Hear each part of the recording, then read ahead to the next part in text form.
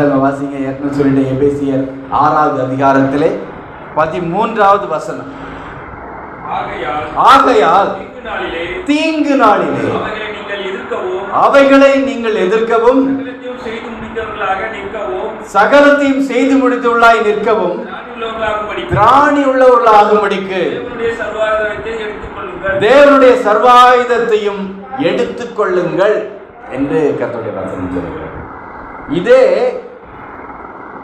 ஒரு 16வது வசனத்தில் பார்த்தீங்கன்னா, நீங்கள் பிசாசின் தந்திரங்களோடு எதிர்த்து நிற்க திராணி உள்ளவர்களாகும்படி தேவனுடைய சர்வாயுத வர்க்கத்தையும் தரித்து கொள்ளுங்கள் என்று சொல்லுகிறது. அப்போ நல்ல நீங்க கவனிச்சு பார்த்தீங்கன்னா, தரித்து கொள்ளுங்கள் என்றும் சொல்லுகிறது கர்த்தருடைய வசனம், எடுத்துக்கொள்ளுங்கள் என்றும் சொல்லுகிறது.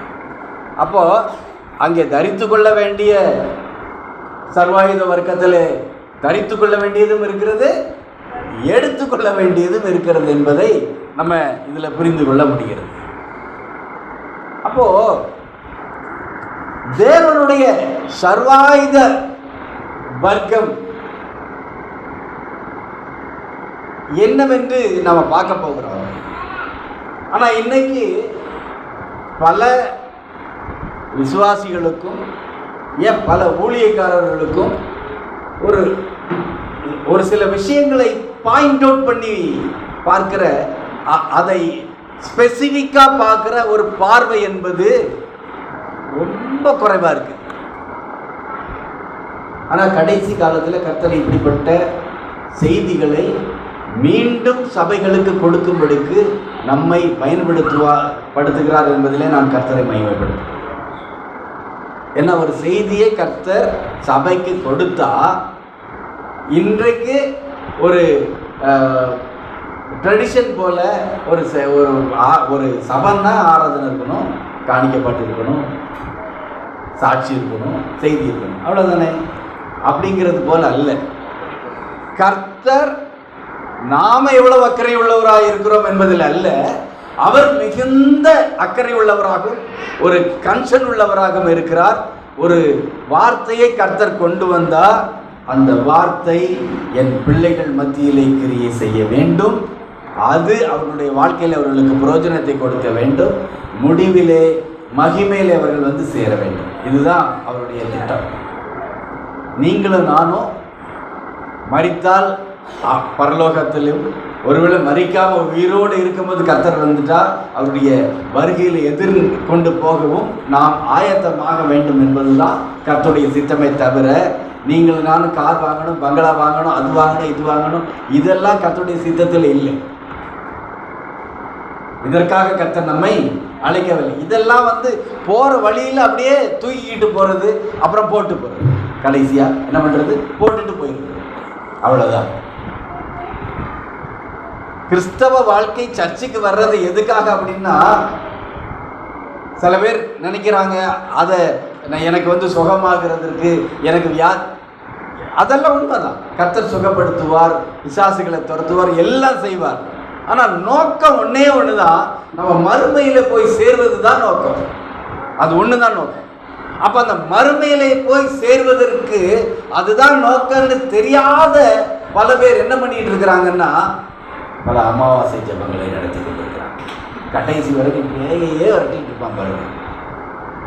சில சர்ச்சில் எல்லாம் போனா என்ன பண்ணுவான், கடைசி வரைக்கும் பேய் விரட்டுறது ஒண்ணுதான் வேலை, வேற எந்த வேலையும் இல்லை. கர்த்தர் என்னை அதற்காக அழைச்சார். அப்படி கர்த்தருடைய அழைப்பு பேய் விரட்டுகிற அழைப்பு அல்ல. கர்த்தருடைய அழைப்பு உன்னதமான அழைப்பு. அந்த அழைப்பு நீங்களும் நானும் அவரோடு சென்று சேர்ந்து வாழ வேண்டும் என்பதுதான். அப்ப நல்லா கவனிங்க,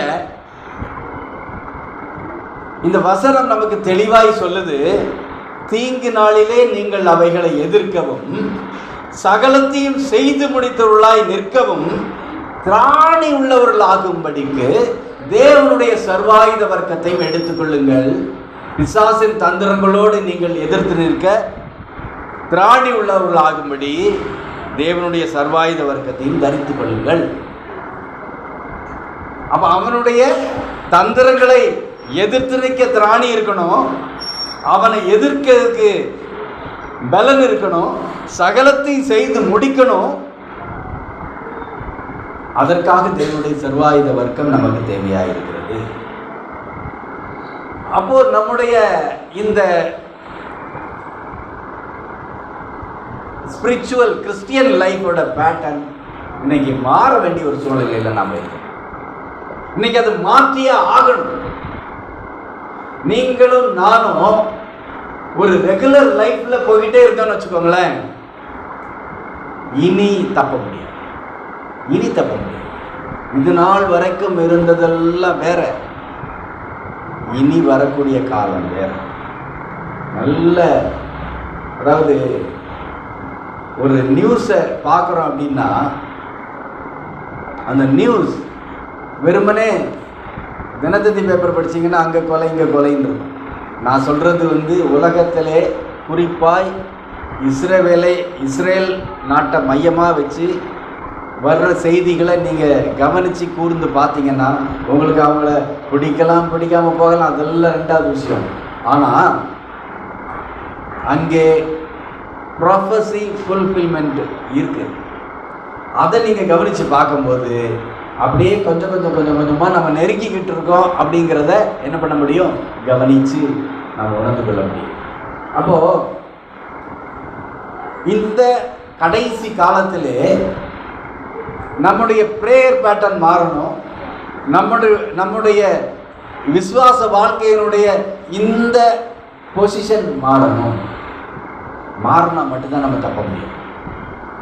எப்படி ஒருத்தனுக்கு சாவக்கூடிய நேரத்தில் பார்த்தீங்கன்னா, ஒருத்தனை ஒரு மாடு துரத்துதுன்னு வச்சுக்கோங்களேன், இல்லை ஒரு சிங்கம் துரத்துதுன்னு வச்சுக்கோங்க, அதுதான் கரெக்டாக இருக்கும். மாடுன்னா கூட அவ்வளோவா எஃபெக்டிவாக இருக்காது. ஒரு சிங்கம் துரத்துது, மாட்டினா அவன் செத்து போயிடுவான்.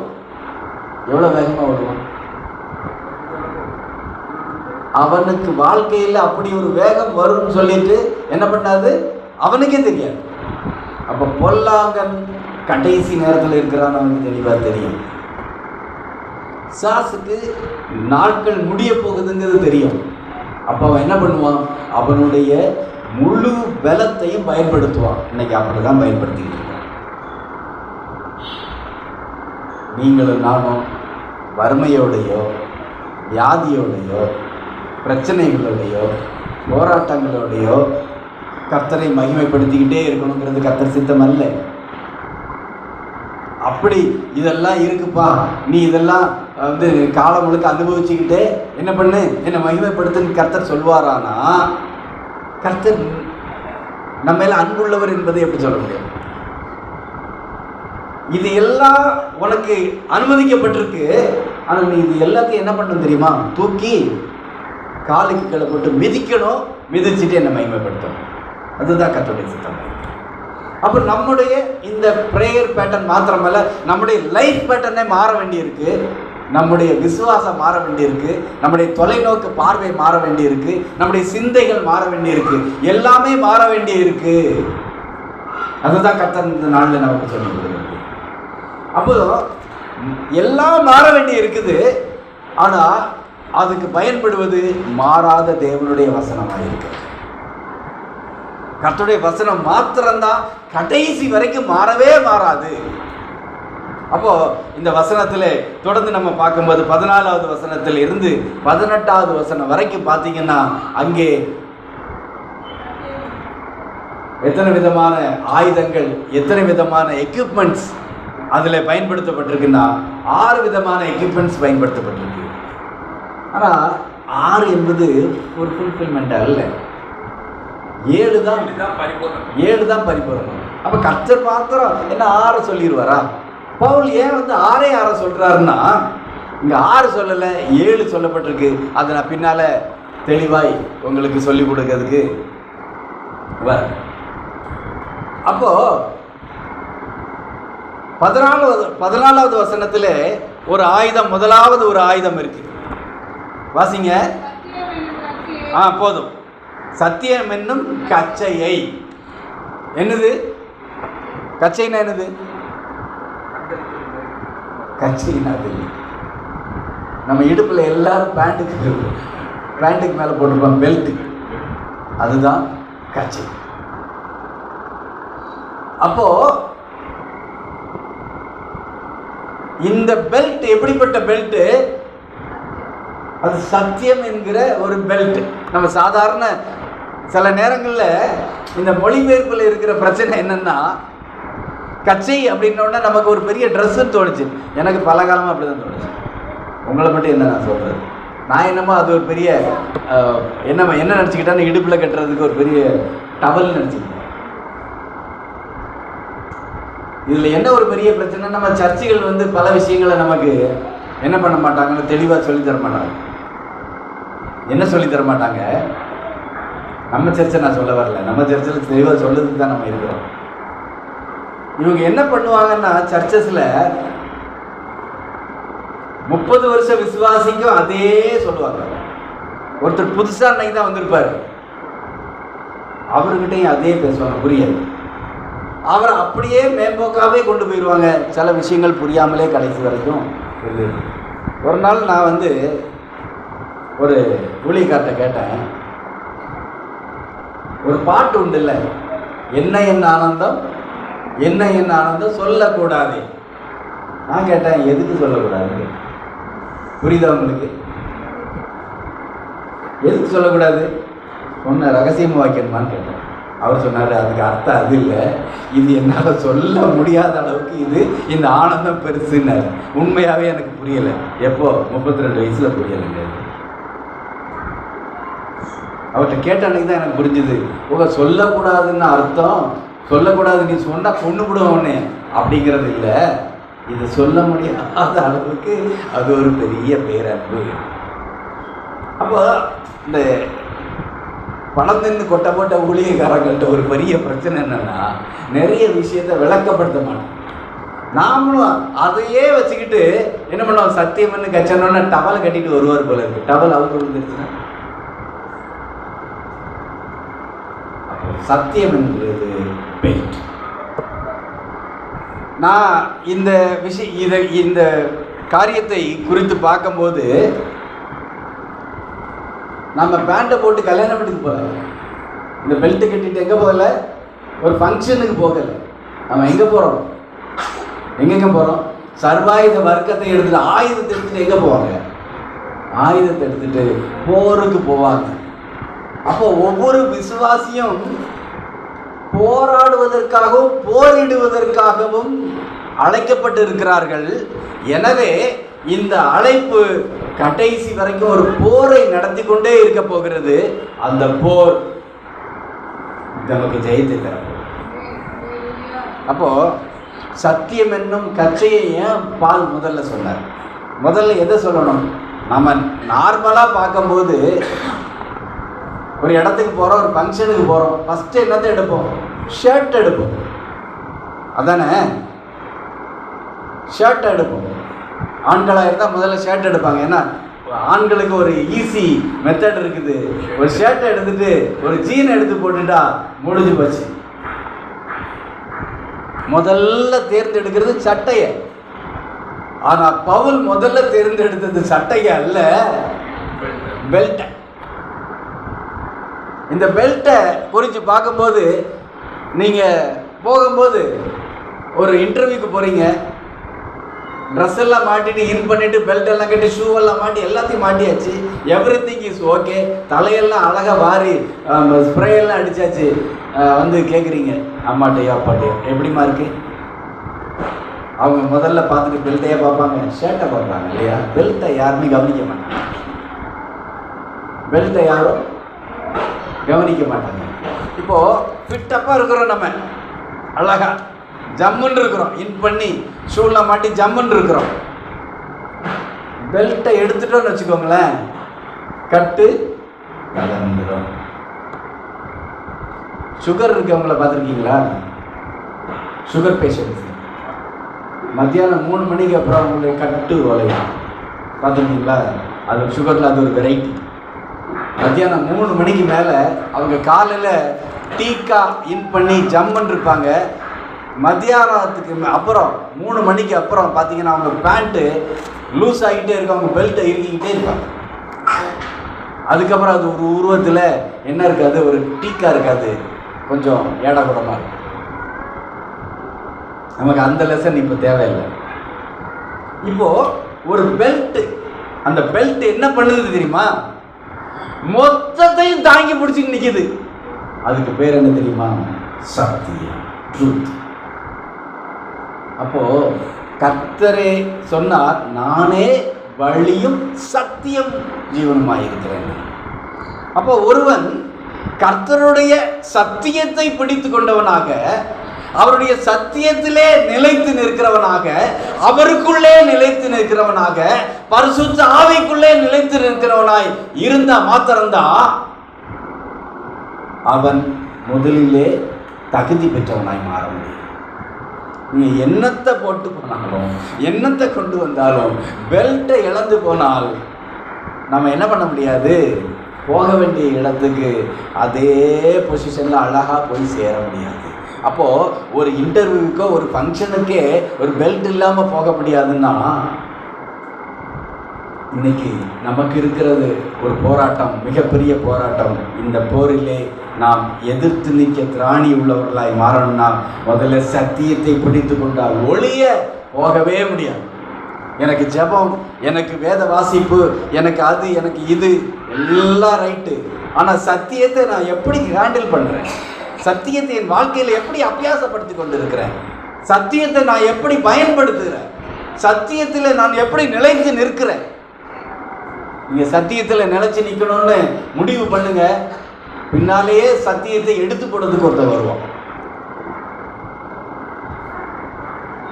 நாம் நினைக்கிறோம் சின்ன சின்ன விஷயங்கள்ல சில பேர் வித்தியாசமாக திங்க் பண்ணுறாங்க.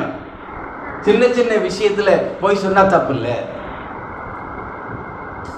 இந்த பொய்யினால யாருக்கு எந்த தீங்கு இல்லை. ஆனால் அது எங்கே கொண்டு வந்து நிறுத்திடும் தெரியுமா? ஹாபிச்சுவல் அஃபண்டராக கொண்டு போய் நிறுத்திடும். சின்ன சின்ன விஷயங்களுக்கு பொய் சொல்ல ஆரம்பித்தா அது பெரிய பொய்யை கொண்டு போய் நிறுத்தும். ஏன்னா பொய் என்பது ஒரு பொருட்டே இல்லைங்கிற மாதிரி போயிடும். பொய்யை நிறுத்தணும்னா என்ன பண்ணணும்? முழுக்க பொய்யை நிறுத்தி தான் ஆகணும். சில பேர் இன்னும் சில மிஞ்சன நீதிமான ஒரு தலைப்பு இருக்கு, அதுக்கு கீழே பேச வேண்டிய காரியத்தை குறித்து சொல்லும் போது பார்த்தா சில பேர் மிஞ்சன நீதிமான மாறி என்ன பண்ணிடுறாங்கன்னா, பொய் பேசக்கூடாதுல்ல, அப்போ நான் உண்மையை பேசுவேன்னு எல்லா இடத்துலையும் எல்லா உண்மையும் பேசிட்டு குழப்பங்களை உண்டு பண்ணிட்டு இருக்காங்க. எனக்கு தெரிஞ்சதெல்லாம் சொல்லணும்னு அவசியம் இல்லை, பொய் பேசக்கூடாது. அப்போது நான் சத்தியத்திலே இருக்கணும் அப்படின்னா என்ன பண்ணக்கூடாது? பொய்யானவைகளை, மாயைகளை நான் என்ன பண்ணணும்? என்னை விட்டு அகற்றணும். நான் நிறைய விஷயங்களில் நாம் என்ன பண்ணிக்கிட்டு இருக்கிறோம்னா பொய்யான காரியங்களை நம்பிக்கிட்டு இருக்கிறோம். பொய்யான மாயைகளை என்ன பண்ணிட்டு இருக்கிறோம்? நம்பிக்கொண்டே இருக்கிறோம். இந்த உலகத்தின் போக்குக்கு போவது சத்தியத்தின் போக்கு அல்ல. இந்த உலகம் பல விதங்கள்ல நம்மளை இழுக்கும். அதாவது நீ இதை செஞ்சன்னா உனக்கு இவ்வளவு லாபம் வரும் அப்படின்னு சொல்லு. அதை செஞ்சா சத்தியத்தை விட்டு நான் விலகிறதா. இப்போ எது எனக்கு வேணும்? என்னாச்சு? உங்கள்கிட்ட தானே பேசிட்டு இருக்கிறேன். அதாவது எப்படி தெரியுமா, நம்ம எவ்வளவு தாகமாக இருக்கிறோமோ அப்போதான் நம்ம தாகம் தீரும். கர்த்தர் கேளு தருவேன்னு சொன்னார், ஆனால் தாகம் உள்ளவன் மேலே தான் தண்ணியை ஊற்றுவேன். தாகம் உள்ளவன் மேல் என்ன பண்ணுவார்? தண்ணீரை ஊற்றுவார். அப்போ வசனத்தை கேட்கணுங்கிற தாகம், அந்த வசனத்தில் நான் வாழணுங்கிற தாகம் இருக்கும்போது கர்த்தர் உங்களோட தனிப்பட்ட முறையில் பேசுவார். நான் பேசிக்கிட்டே இருக்கும்போது இன்னொரு குரல் உங்களுக்கு கேட்கும். ஏன்னா ஆவியானவர் கரெக்டாக உணர்த்துவார். ஆவியானவர் யாருக்கிட்டையாவது இந்த வசனம் இருக்குல்ல, இது பேசுறது இருக்குல்ல, இது அந்த அருகாம்பாரு அவனுக்கு இந்த இருக்காங்க பாருங்க, இந்த விசுவாசிக்குன்னு பேசினார்னா அது ஆவியானவர் பேசுறது. ஆவியானவர் நம்மளோட தனிப்பட்ட விதத்தில் நம்மகிட்ட தான் பேசுவார். இந்த வசனம் அவங்களுக்கு பேசுகிறேன் அப்படின்னு பேசினான்னா அந்த சத்தம் அது பிசாசினுடைய சத்தம். தெளிவாய் அதையும் புரிந்து கொள்ளணும். இன்றைக்கு நாம் எல்லாரும் ஒரு குழப்ப நிலையில் இருக்கிறோம் என்பதை என்னால் உணர்ந்து கொள்ள முடியுது. நாம் எப்படி வாழணும், நாம் எப்படி ஜெபிக்கணும், இந்த எப்படி வாழ்ந்தால் கர்த்தருக்கு பிரியமாக இருக்குங்கிறத ஒரு தெளிவில்லாத ஒரு நிலைமையிலே நம்ம தொடர்ந்து கொண்டே இருக்கிறோம். இந்த தெளிவில்லாத நிலைமை இனிமேல் இந்த 2025 மண்ணோட மண்ணாகணும். 2026 நம்ம போகும்போது நம்ம ஒரு தெளிவான பாதையில் நடக்க நம்ம கர்த்தர் நமக்கு பழக்கி வைக்கணும். அப்போது சத்தியத்தை பிடித்து கொள்ளணும் அப்படின்னா, சத்தியத்தில் எதை பிடித்து கொள்ளணும்னா கர்த்தரை பிடித்து கொள்ளணும், இயேசுவை பிடித்துக்கொள்ள. இயேசு சொன்னார், நான் சத்தியத்தை கொடுத்து சாட்சி கொடுக்க வந்தேன் அப்படின்னார். பிலாத்து கேட்டான், சத்தியமா அப்படின்னா என்னன்னு கேட்டான். கர்த்தர் அங்கே போய் அவங்ககிட்ட சொல்லலை, ஆனால் ஏற்கனவே சொல்லியிருந்தார்.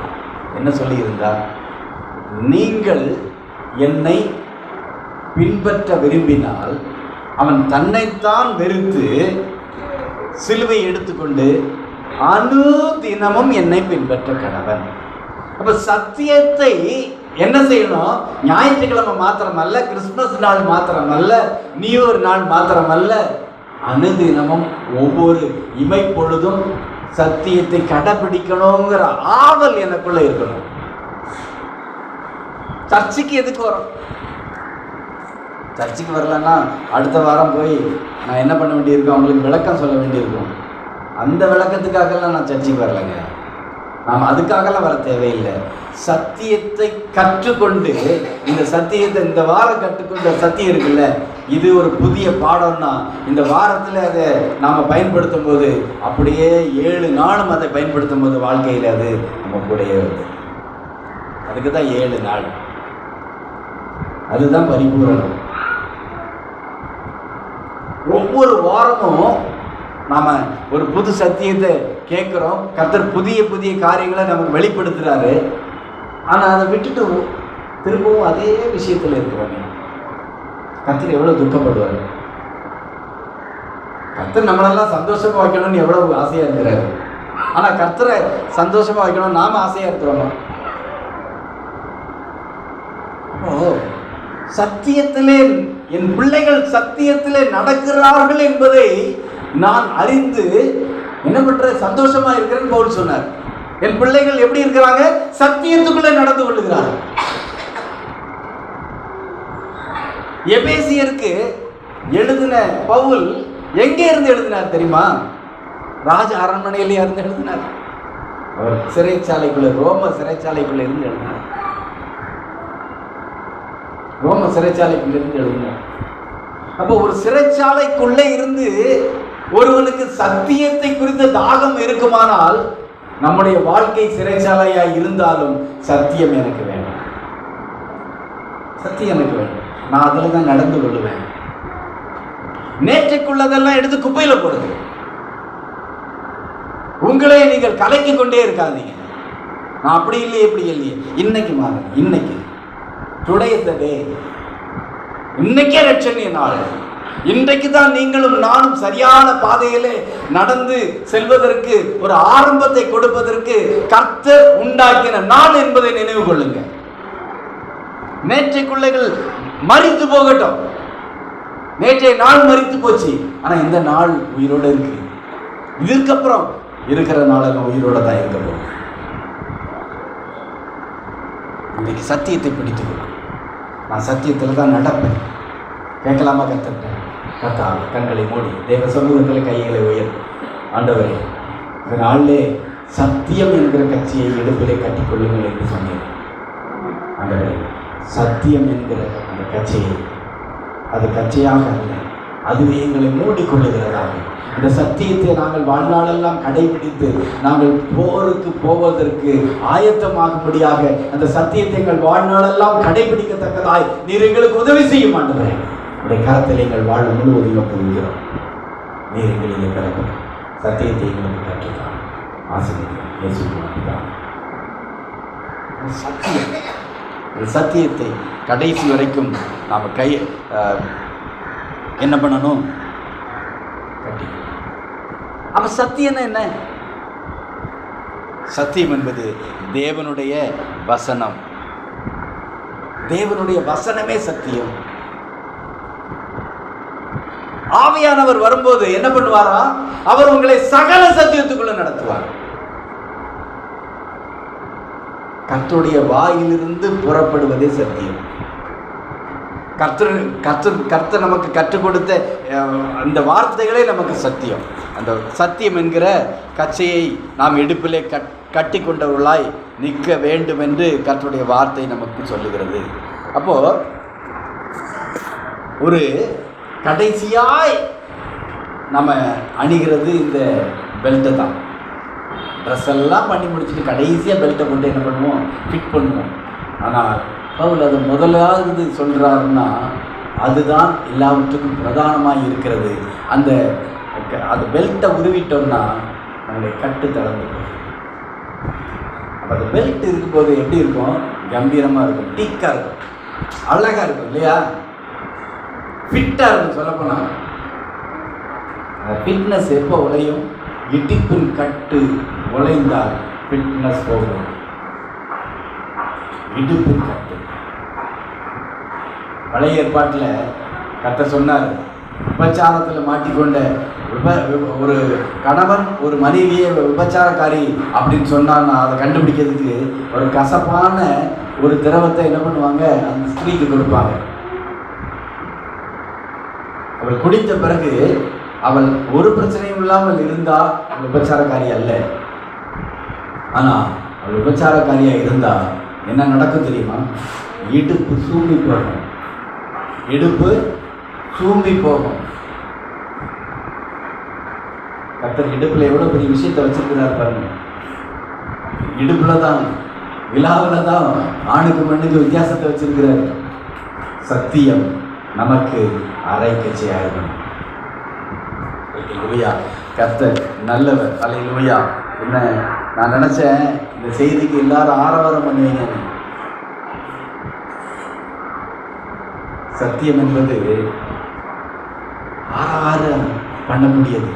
பாஸ்டர் இந்த ஆராதனையில் சொன்னாங்க, ஒரு காண முடியாத செத்து போகக்கூடிய ஒரு மனுஷன் அவன் புல்லட் ப்ரூஃப் காருக்குள்ளே போவான், அவனுக்கு சத்தமே கேட்காது. அவனுக்கே அவ்வளவு ஆரவாரம் தான். சத்தியத்தை கொடுத்து தேவனுக்கு எவ்வளோ பெரிய ஆரவாரம் இருக்குன்னு தெரியுமா? இந்த ஆரவாரத்தில் கர்த்தர் மகிமைப்படுகிறார். அதுதான் விஷயம். இப்போ ஒரு பெரிய பதவியில் இருக்கிற ஒரு மனுஷன் இந்த ரோட்டில் கிடக்கிறவன்லாம் அவரை போற்றி புகழ்ந்தால் அவனுக்கு சந்தோஷம் வராது. அவனுக்கு ஈக்குவலான ஆட்கள் அவனை பாராட்டணும். அப்போதான் அவனுக்கு சந்தோஷம் வரும். கர்த்தர் அப்படி இல்லை. அந்நியர், பரதேசியும், ஒதுக்கப்பட்டவர்களும் புறக்கணிக்கப்பட்டவர்களுமாக இருக்கிற நாம் துதிக்கிற துதியிலையும் நாம் உயர்த்துக்கிற உயர்த்துதலிருந்து அவர் மகிமைப்பட்டுக் கொண்டிருக்கிறார். அதுதான் கர்த்தர். அந்த அவ்வளவு நல்லவர் அவர். அவ்வளவு அன்பு அவருக்கு நம்ம மேலே இருக்குது. அதுதான் விஷயம். அவர் அன்பா இல்லைன்னா நமக்கு இதெல்லாம் சொல்லி கொடுத்துக்கிட்டே இருக்க மாட்டார். எப்படி இப்போ நாசமாக போகிறது. ஆனால் அவர் அப்படி விடவே இல்லை. 2000 வருஷத்துக்கு முன்பாக, கிட்டத்தட்ட 1950 வருஷங்களுக்கு முன்பாக எழுதி முடிக்கப்பட்டாயிற்று. ஆனால் இன்னைக்கும் சொல்லி கொடுத்துட்டு இருக்கிறார் பாருங்க. எழுதி கொடுத்துட்ட வந்தாவா வரட்டே போ என்று அவர் சொல்லவே இல்லை. இன்னைக்கு வரைக்கும் நீங்களும் நானும் எப்படியாவது அவர்கிட்ட வந்துடணும்னு எவ்வளோ அக்கறையாக இருக்கிறார் பாருங்க. அதுதான் அவருடைய பேரன்பு. இந்த அன்பிலே நம்மை நிறுத்தி வைத்திருக்கிறார். ரெண்டாவது ஆயுதத்தை பார்த்தீங்கன்னா நீதி என்னும் மார்க்கவசம். நீதி என்னும் மார்க்கவசம். Breast plate righteousness. நீதி என்னும் மார்க்கவசம். இந்த நீதி என்னும் அந்த மார்க்கவசத்தை குறித்து பார்க்கும்போது அது எப்படி இருக்கும்? மார்க்கவசம் என்பது நமக்கு இப்பெல்லாம் பார்த்தீங்கன்னா புல்லட் ப்ரூஃப் ஜாக்கெட் இருக்குது இல்லையா? ஒரு சண்டைக்கு போனால் என்ன இருக்கு? புல்லட் ப்ரூஃப் ஜாக்கெட் இருக்கு. அது பல லேயரை உடையதாக இருக்கு. பல லேயர் இருக்கும் அதில்.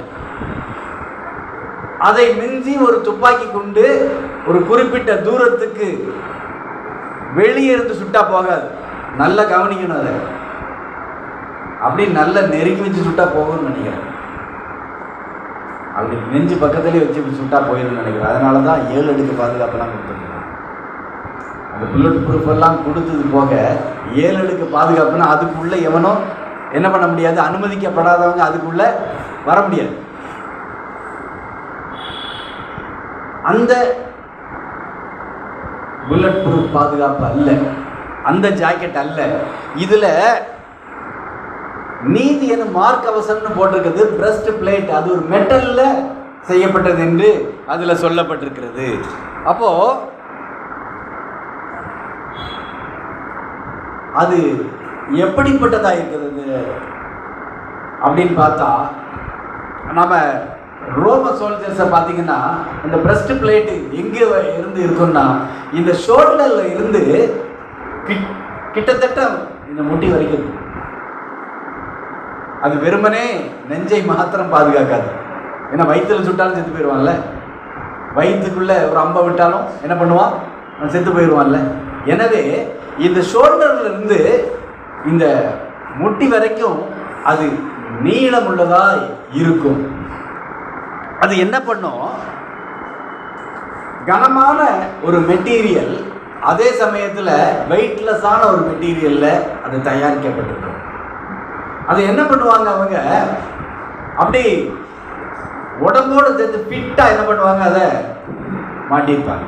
பிளேட் அப்படின்னா நமக்கெல்லாம் பிளேட் எப்படி இருக்கும் கவனிங்க. பிளேட்டுன்னா எப்படி இருக்கும், நம்ம ஒரு பிளேட்டை யோசிச்சோன்னா எப்படி இருக்கும், அது அந்த சர்ஃபேஸ் எப்படி இருக்கும், பிளைனாக இருக்கும் இல்லையா. இது அப்படி இல்லை, ஒவ்வொருத்தருக்கும் அளவெடுத்து அவளுங்களுக்குன்னே பிரத்யேகமாய் ஃபிட்டாக இருக்கும்படி அதை என்ன பண்ணுவாங்க, அந்த பிரஸ்ட் பிளேட்டை ரெடி பண்ணுவாங்க. அப்போ ஒருத்தர் வந்து அதை எடுத்து மாட்டிக்கிட்டா அது அவருக்கு என்ன பண்ணாது, உறுத்தாது. இப்போ தாவீது கோலியாத்தை எடுத்து சண்டை போட போனான். அப்போ சவுலுடைய அந்த அந்த படை கலன்களை என்ன பண்ணாங்க, கொடுத்தாங்க. தாவீது எடுத்து மாட்டினான். ஐயா, இது எனக்கு ஆகாது. ஏன் ஆகாது, இது எனக்கு அளவெடுத்து செய்யப்பட்டது அல்ல. இந்த பிரஸ்ட் பிளேட் என்னதுக்கு எதுக்குள்ளது இல்லை, இந்த அணிகலன்கள் என்ன எதுக்குள்ளது இல்லை, எனக்குள்ளது இல்லை. எனக்குள்ளது இல்லாத ஒன்றை நான் எடுத்து பயன்படுத்தும் போது அது எனக்கு இடைஞ்சலமாகும் என்பதை தாவீது சொன்னான். எனக்கு இதுக்கு நான் ஃபிட் இல்லைன்னா அது எனக்கு ஃபிட் இல்லைன்னு அர்த்தம். அப்போ இந்த பிரஸ்ட் பிளேட் எப்படிப்பட்டதா இருக்கும், அளவெடுத்து எனக்காகவே உங்களுக்காகவே பிரத்யேகமாய் செய்யப்பட்டது போட்டதாகவே இருக்கும். அது நமக்கு பாதுகாப்பு தான் கொடுக்குமே தவிர நமக்கு இடைஞ்சல கொடுக்காது. அப்போ நம்முடைய நீதி எப்படிப்பட்டதா இருக்கும் தெரியுமா, எனக்கு உபயோகப்படுகிறதா இருக்கும். எப்படி இந்த போராட்டங்களில் கர்த்தருடைய நீதி, எனக்காகவே செய்யப்பட்டிருக்கிற கர்த்தருடைய நீதி எப்படிப்பட்டதாக இருக்கும், அது எனக்கு இந்த போராட்டத்திலே எனக்கு இன்னும் அதிக பலத்தை கொடுத்து பாதுகாப்பை கொடுத்து நான் சாகாதபடிக்கு என்னை காக்கிறது தான் இருக்குமே தவிர என்னை கீழே தள்ளுகிறதா இருக்காது, என்னை கொண்டு போடும் விதமாய் இல்லை. இந்த போரில் நான் சரியாய் பர்ஃபார்ம் பண்ண முடியாதபடிக்கு அது எனக்கு இடையூறாகவும் இடைஞ்சலாகவும் இருக்காது. நம்மள பல பேர் என்ன பண்ணிடுறோம், சுயநீதியை கொண்டு போய் நிறுத்தி சுயநீதியை கொண்டுட்டு என்ன பண்றோம், நிற்கிறோம். ஆனால் சுயநீதியுடையவன் கர்த்தருக்கு விரோதமாய் செயல்பட்டு கொண்டிருக்கிறோம். நமக்கு தேவனுடைய நீதி தான் முக்கியம். இன்னைக்கு விசுவாசிகளுடைய வாழ்க்கை இன்னைக்கு வந்து இவ்வளவு கவலைக்கிடமாக இருக்கு அப்படின்னா என்ன முக்கியமான காரியம்னா, கர்த்தருடைய நீதியை விட்டுட்டு சுயநீதியை மார்க்கவசமாய் தரித்து கொள்ளுகிற அநேகர் இன்னைக்கு இருக்கிறாங்க. அவங்களே ஒரு நியாயத்தை சொல்லுவாங்க, அவங்களே ஒரு நீதியில நடப்பாங்க. நான் இப்படித்தாங்க, எனக்கு இப்படித்தாங்க. தன் நீதியினால் கெட்டு போகிற நீதிமான் உண்டு.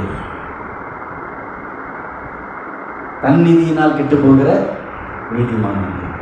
வசனம் தெளிவா சொல்லுது, தன் நீதி. அப்போ கர்த்தருடைய நீதியை எடுத்து அவன் மார்க்கவசமாய் தரித்து கொண்டானால் அவனுக்கு அங்கே கிட்டத்தட்ட கழுத்தில் இருந்து அவனுடைய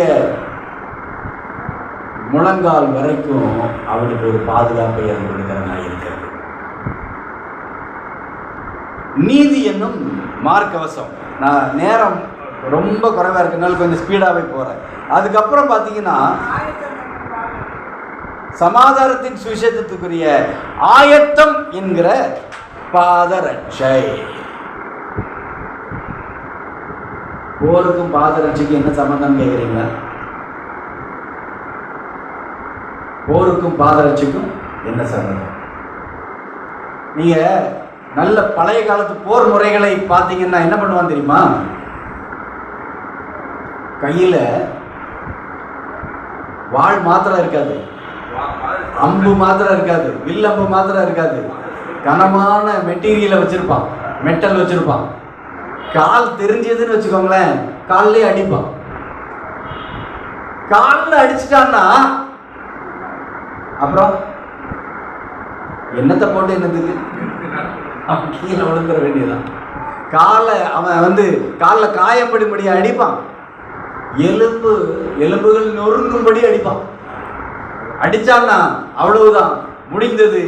கீழே தள்ளிட்டான்னா நம்முடைய தலையை நம்மளை விட்டு எடுத்து.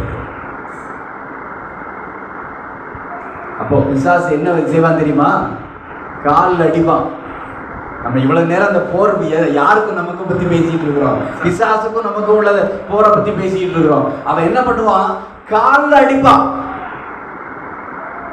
காலில் அடிக்காம இருக்கணும்னா கர்த்தருடைய நற்செய்தி எல்லாத்தையும் சொல்லணும். இல்லையா? அந்த விஷயம் நம்முடைய கால் இடராம இருக்கணும்னா என்ன செய்யணும்? சமாதானத்தின் சுவிசேஷத்துக்குரிய ஆயத்தம் என்கிற பாதரட்சியை தரித்து கொண்டவர்களாக இருக்கணும். நம்முடைய சுவிசேஷம் எப்படியா இருக்குது? இன்னைக்கு நம்ம மிரட்டுறோம் பல பேர்.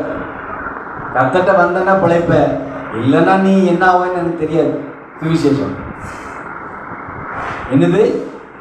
இது நற்செய்தியா இருக்கும். நீ செத்து போயிடுவான்னு ஒருத்தர் சொல்றதாங்க நற்செய்தி. அவனுக்கு நல்ல செய்தியை சொல்லணும். என்ன சொல்லணும்? சத்தியத்தை எடுத்து கர்த்தர் உன் பாவங்களிலிருந்து உன்னை விடுவிப்பார், உனக்கு துக்கத்துக்கு பதிலாக சந்தோஷத்தை கொடுப்பார், நீ நீதியினாலே மூடப்படுவாய், பரிசுத்த ஆவி உனக்கு கிடைக்கும். இதுதானங்க சத்தியம். உன் வாழ்க்கை மாறும். உன் வாழ்க்கையில இதுக்கு முன்பாக இருந்த துக்கங்கள் இனி இருக்காது. இதுதானே சமாதானத்தின் சுவிசேஷம். ஆனா இன்னைக்கு நேரடியாய் சில பேர் சில வார்த்தைகளை சொல்லி சில பேரை வரவே விடமாட்டாங்க கர்த்தருடைய சமூகத்தில். நேரடியாய் இயேசு என்னைக்காவது அப்படி பேசினாரா? பார்த்தீங்களா? பேசவே இல்லை. இயேசு எப்பவுமே பார்த்தீங்கன்னா அவர் என்ன பண்ணாருன்னா ஊமைகள்னால் பேசினார். குத்துனவனுக்கு குத்துச்சு ஒழுங்கா ஓடி வந்தான். அப்போ சமாதானத்தின் சுவிசேஷத்தை சுதந்திர திரியவர்களாய் காணப்படும். அது நம்முடைய பாதரட்சையா மாறும். இந்த வசனத்தை பார்க்கும்போது எனக்கு ஒரு ஆச்சரியமா இருந்தது. எல்லாவற்றையும் இது கிரேக்க மொழியில் எழுதப்பட்டிருக்கு. எல்லாவற்றையும் பார்க்கும்போது இந்த வார்த்தை மாத்திரம் பாதரட்சைன்னு எழுதவே இல்லை. பாதரட்சைங்கிற ஒரு வேர்டை அங்கே இல்லை கிரீக்கில். அதுக்கு பதிலாக சுவிசேஷத்தை கவர் பண்ணுன்னு, சமாதானத்தின் சுவிசேஷத்தினாலே உன் பாதங்களை என்ன பண்ணு, நீ மூடிக்கொள், பாதத்திலே அதை தரித்துக்கொள், நீ அதன் மேலே நடந்து போ என்று அது வைக்கப்படும். அப்போ இன்னும் டீப்பா சொல்ல போனா, நீ பிரிக்க முடியாதபடி, யாராலும் பிரிக்க முடியாதபடி சமாதானத்தின் சுவிசேஷத்தை உன் கால்களிலே கட்டிக்கொள் என்று கர்த்தருடைய இந்த மூன்றாவது ஆயுதம் இருக்குல்ல, கர்த்தர் நமக்கு தருகிற இந்த மூன்றாவது ஆயுதம், இந்த ஆயுதம் நமக்கு எப்படிப்பட்டதா இருக்கும் அப்படின்னா,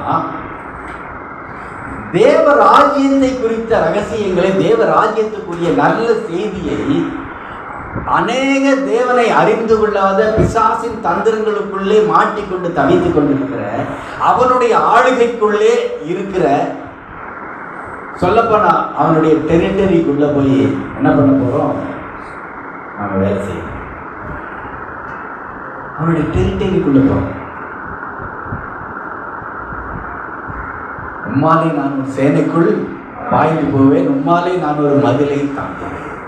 அப்போ மதிலை தாண்டுவதற்கும் சேனைக்குள்ள, எதிரியின் சேனைக்குள்ள போய் அவனுடைய தலையை அவனை விட்டு வாங்குவதற்கும் நமக்கு ஒரு முக்கியமான விஷயம் வேணும். அது சமாதானத்தின் சுவிசேஷத்திற்குரிய ஆயத்தம் என்கிற பாத்திரம். அப்போ இப்படியே பார்த்து போனா எனக்கிட்ட நிறைய விளக்கம் இருக்கு, அதெல்லாம் விளக்க முடியாது. அதை தனியா பல நாட்கள் விளக்க வேண்டியிருக்கு. நீங்க கூகுளில் பார்த்தீங்கன்னா தெரியும், நிறைய விளக்கங்கள் இருக்குது. தொடர்ந்து வாசிங்க, அடுத்த ஆயுதத்தை பார்ப்போம். அவித்து போடத்தக்கதாக எல்லாவற்றுக்கும் மேலாக விசுவாசம் என்னும் கேடகத்தை பிடித்துக் கொள்ளுங்கள். இதுல இந்த வசனத்தை நம்ம வாசிச்சு பார்க்கும்போது, பொல்லாங்கன் எய்யும் அக்கினி அஸ்திரங்களை அவித்து போடணும் நமக்கு, இல்லையா?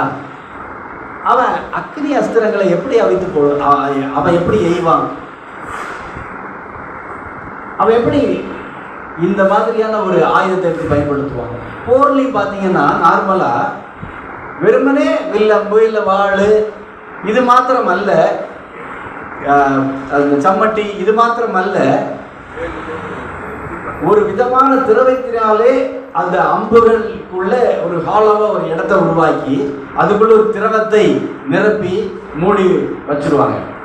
அதை எய்யும் போது அது காற்றை கிழித்து கொண்டு போகும்போது அந்த திரவம் தீப்பற்றி எரிந்து எதிரியின் சேனையிலே மிகப்பெரிய சேதத்தை.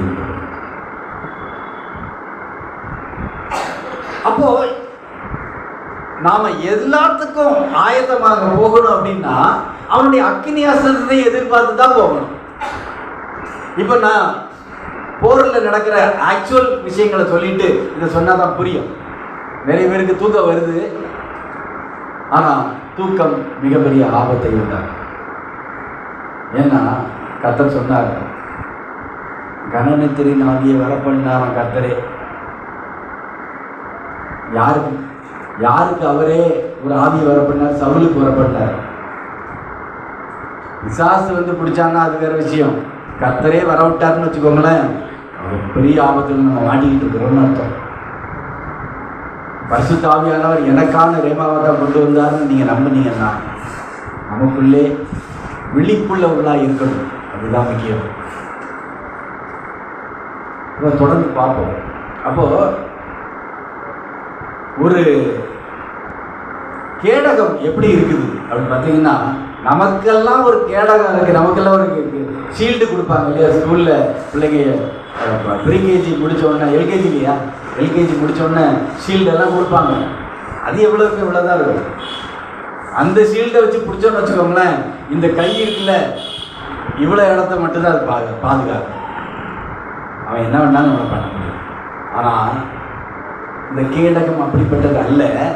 இந்த கேடகம் என்றால் எப்படிப்பட்டது அப்படின்னா, மூல பாஷையில் இருக்கிற அந்த வார்த்தை எப்படி சொல்றது? ஒரு டோர், ஒரு கேட் என்று எழுதப்படுது. டோர் எப்படி இருக்கும்? ஒரு திறப்பு எவ்வளவு பெருசு இருக்குதோ அதை ஃபுல்ஃபில் பண்ணுகிற மாதிரி இந்த டோர் எப்படி இருக்குது? இது ஒரு திறப்பு. இந்த திறப்பின் முழு பகுதியும் அடைபடுகிற அளவுக்கு ஒரு டோர் இருக்கும் இல்லையா? அப்போ ஒரு கேடகம் எப்படி இருக்கும்? நான் எவ்வளவு பெருசா இருக்கிறேனோ என்னை முழுமையாய் மூடுபடிக்கு அந்த கேடகம் இருக்கு. அது பல லேயரை உடையதா இருக்கும். நான் எழுத்தின்படியே சொல்றேன், உண்மையான ஆக்சுவல் படி சொல்றேன். அது பல லேயரை உடையதா இருக்கும். அது உள்பகுதியில் ஒரு மெட்டலை உடையதா இருக்கும். முன்னும் பின்னும் முழு தோலினாலே மூடப்பட்டிருக்கும். ஒரு விதமான லெதர். அந்த லெதர் பற்றி எரியாத அளவுக்கு அது இருக்கும். அது மட்டுமில்ல, அந்த இன்னைக்கு நார்மலாக துப்பாக்கி எல்லா போலீஸ் டிபார்ட்மெண்ட்டில் இருக்கும், மிலிட்ரியில் இருக்கும், எல்லா இடமும் இருக்கும். இருக்குங்கிறதுக்காக வாங்கி ஸ்டோர் ரூமில் வச்சுட்டு அது சுடுமா? டெய்லி அதை என்ன பண்ணுவாங்க, அதை பராமரிப்பாங்க. அது யார் கையில் கொடுக்கப்பட்டிருக்குதோ அவங்க என்ன பண்ணுவாங்க, டெய்லி அதை பராமரித்து அதை தொடச்சி அதுக்கு வேண்டிய எண்ணெயை போட்டு அதை பராமரிப்பாங்க. அப்போ ஒரு கேடகம் அப்படின்னா, ஒரு கேடகத்தை எனக்கு கொடுத்துட்டாங்கன்னா, என்கிட்ட கேடகம் இருக்குன்னு அதை வீட்டில் வச்சுட்டு வந்துட்டேன்னா, வீட்டில் ஒரு ரூமில் வச்சுட்டேன்னா, அதை பொல்லாங்கன்னு எய்கிற அக்னியாஸ்திரம் வரும்போது நான் அப்படி பிடிச்சேன்னு வச்சுக்கோங்களேன், அது என்ன நடக்கும் தெரியுமா? அது காஞ்சி போய் பொடி பொடி பொடி பொடியாக விழுந்துடும். அக்னியாஸ்திரம் என் மேலே தான் இருக்கும், என் தலைக்கு மேலே இருக்கும். அப்போ அது நடக்காமல் இருக்கணும்னா என்ன பண்ணணும்? டெய்லி அதை பராமரிக்கணும். எப்படி? அதுக்குன்னு ஆலிவ் ஆயில் வச்சு அந்த ஆலிவ் ஆயில் அது மேலே நல்லா பூசி வச்சுருப்பாங்க டெய்லி. அது மாத்திரம் அல்ல, போருக்கு போகும்போது என்ன பண்ணுவாங்கன்னா, அதை ஒரு தண்ணிக்குள்ள, அதை தண்ணிக்குள்ள நிரம்பி இருக்கிற தொட்டியில் அதை அமிழ்த்தி அதை என்ன பண்ணுவாங்கன்னா முழுக்க ஈரமாக்குவாங்க. அப்போ என்ன நடக்கும் அப்படின்னா, அது ஈரமாக இருக்கிறபடினால அவங்க எதிரி அக்னி அஸ்திரத்தை, அதாவது அம்பு எய்யப்படும் போது அது எரிந்து கொண்டு வரும்போது அது அணைஞ்சு போயிடும். பொல்லாங்கனுடைய அக்னி அஸ்திரங்களை அவித்து போடத்தக்கதாக விசுவாசம் என்னும் கேடகத்தை பிடித்து கொண்டு நிலங்கள் எல்லாவற்றுக்கும் மேலான. அப்போ எல்லாவற்றுக்கும் மேலானா தலையில் தூக்கி பிடிக்கல, அது எல்லாவற்றுக்கும் முன்பாக. பொல்லாங்க நம்மளை பார்க்கும்போது அங்கே என்ன இருக்கணும்? அந்த வசனத்தை வாசிங்க திரும்பவும். பொல்லாங்கன்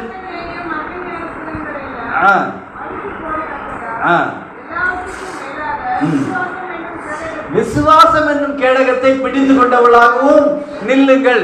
அப்ப பொல்லாங்கன் என்ன பண்றா? இப்போ அக்கினி அஸ்திரத்தை எடுத்து நம்மளை கொல்லும்படியாக ரொம்ப ஆவலா விட்டுக்கிட்டே இருக்கிறான். விட்டுக்கிட்டே இருக்கும்போது நமக்கு முன்பாக கேடகம் நம்முடைய கையில் இருந்து நீட்டப்பட்டிருக்கிறது. அந்த கேடகம் அதை அணைத்து போடுகிறது, தடுத்து போடுகிறது மாத்திரமல்ல, அந்த அம்பை தடுத்து அந்த அக்கினியை அது அவித்து போடுகிறது, அணைத்து போடுகிறது. அப்போ பொல்லாங்கன் என்ன பண்றான்? அவன் ஒரு எதிர்பார்ப்போட தானே ஒரு காரியத்தை செய்யறான் இல்லையா? இவன் விழுந்துருவான். இப்ப பொல்லாங்கனை குறித்து பார்க்கும்போது, இது எதிரி குறித்து பார்க்கும்போது, பொல்லாங்கனை குறித்து பார்க்கும்போது அவன் என்ன பண்ணுவான்னா விசுவாசத்தை தாக்கும். சாசி என்ன பண்ணுவான்? விசுவாசத்தை தாக்குவான். பழமொழி சொல்லுவாங்க, ஐடியல் மைண்ட் இஸ் த, சும்மா உட்காந்துக்கிட்டே இருந்தான்னு வச்சுக்கோங்களேன், கண்ட சிந்தனை வரும். அப்போ கண்ட சிந்தனை எங்க வரும்? சிந்தைக்குள்ளே வரும். பிசாசு என்ன பண்ணுவான்? இந்த மாதிரியான சிந்தனைகளை நம்முடைய சிந்தைக்குள்ள கொண்டு வருவான். சிந்தைக்குள்ள கொண்டு வருவான். It's a route. அவன் ஒரு பாதை போடுவான். அந்த பாதை நேரா என்ன பண்ணணும்னா நம்முடைய வீக்கர் சைடை தாக்கிறதுக்கு பார்க்கணும். அப்ப ஏற்கனவே எனக்கு ஒரு பலவீனம் இருக்கு அப்படின்னா, ஆல்ரெடி எனக்கு ஒரு பலவீனம் இருக்குன்னா அந்த பலவீனம் அவனுக்கு தெரியும். அவன் நேர என்ன பண்ணுவான்னா அந்த பலவீனப்பட்ட பகுதியை தாக்குவதற்கு தான் சிந்தையை கொண்டு வருவான். நமக்கு ஒரு பொருள் மேல ஒரு ஆசை இருக்கும், இல்லைன்னா ஏதாவது ஒரு சாப்பாட்டு மேலேயே ஏதோ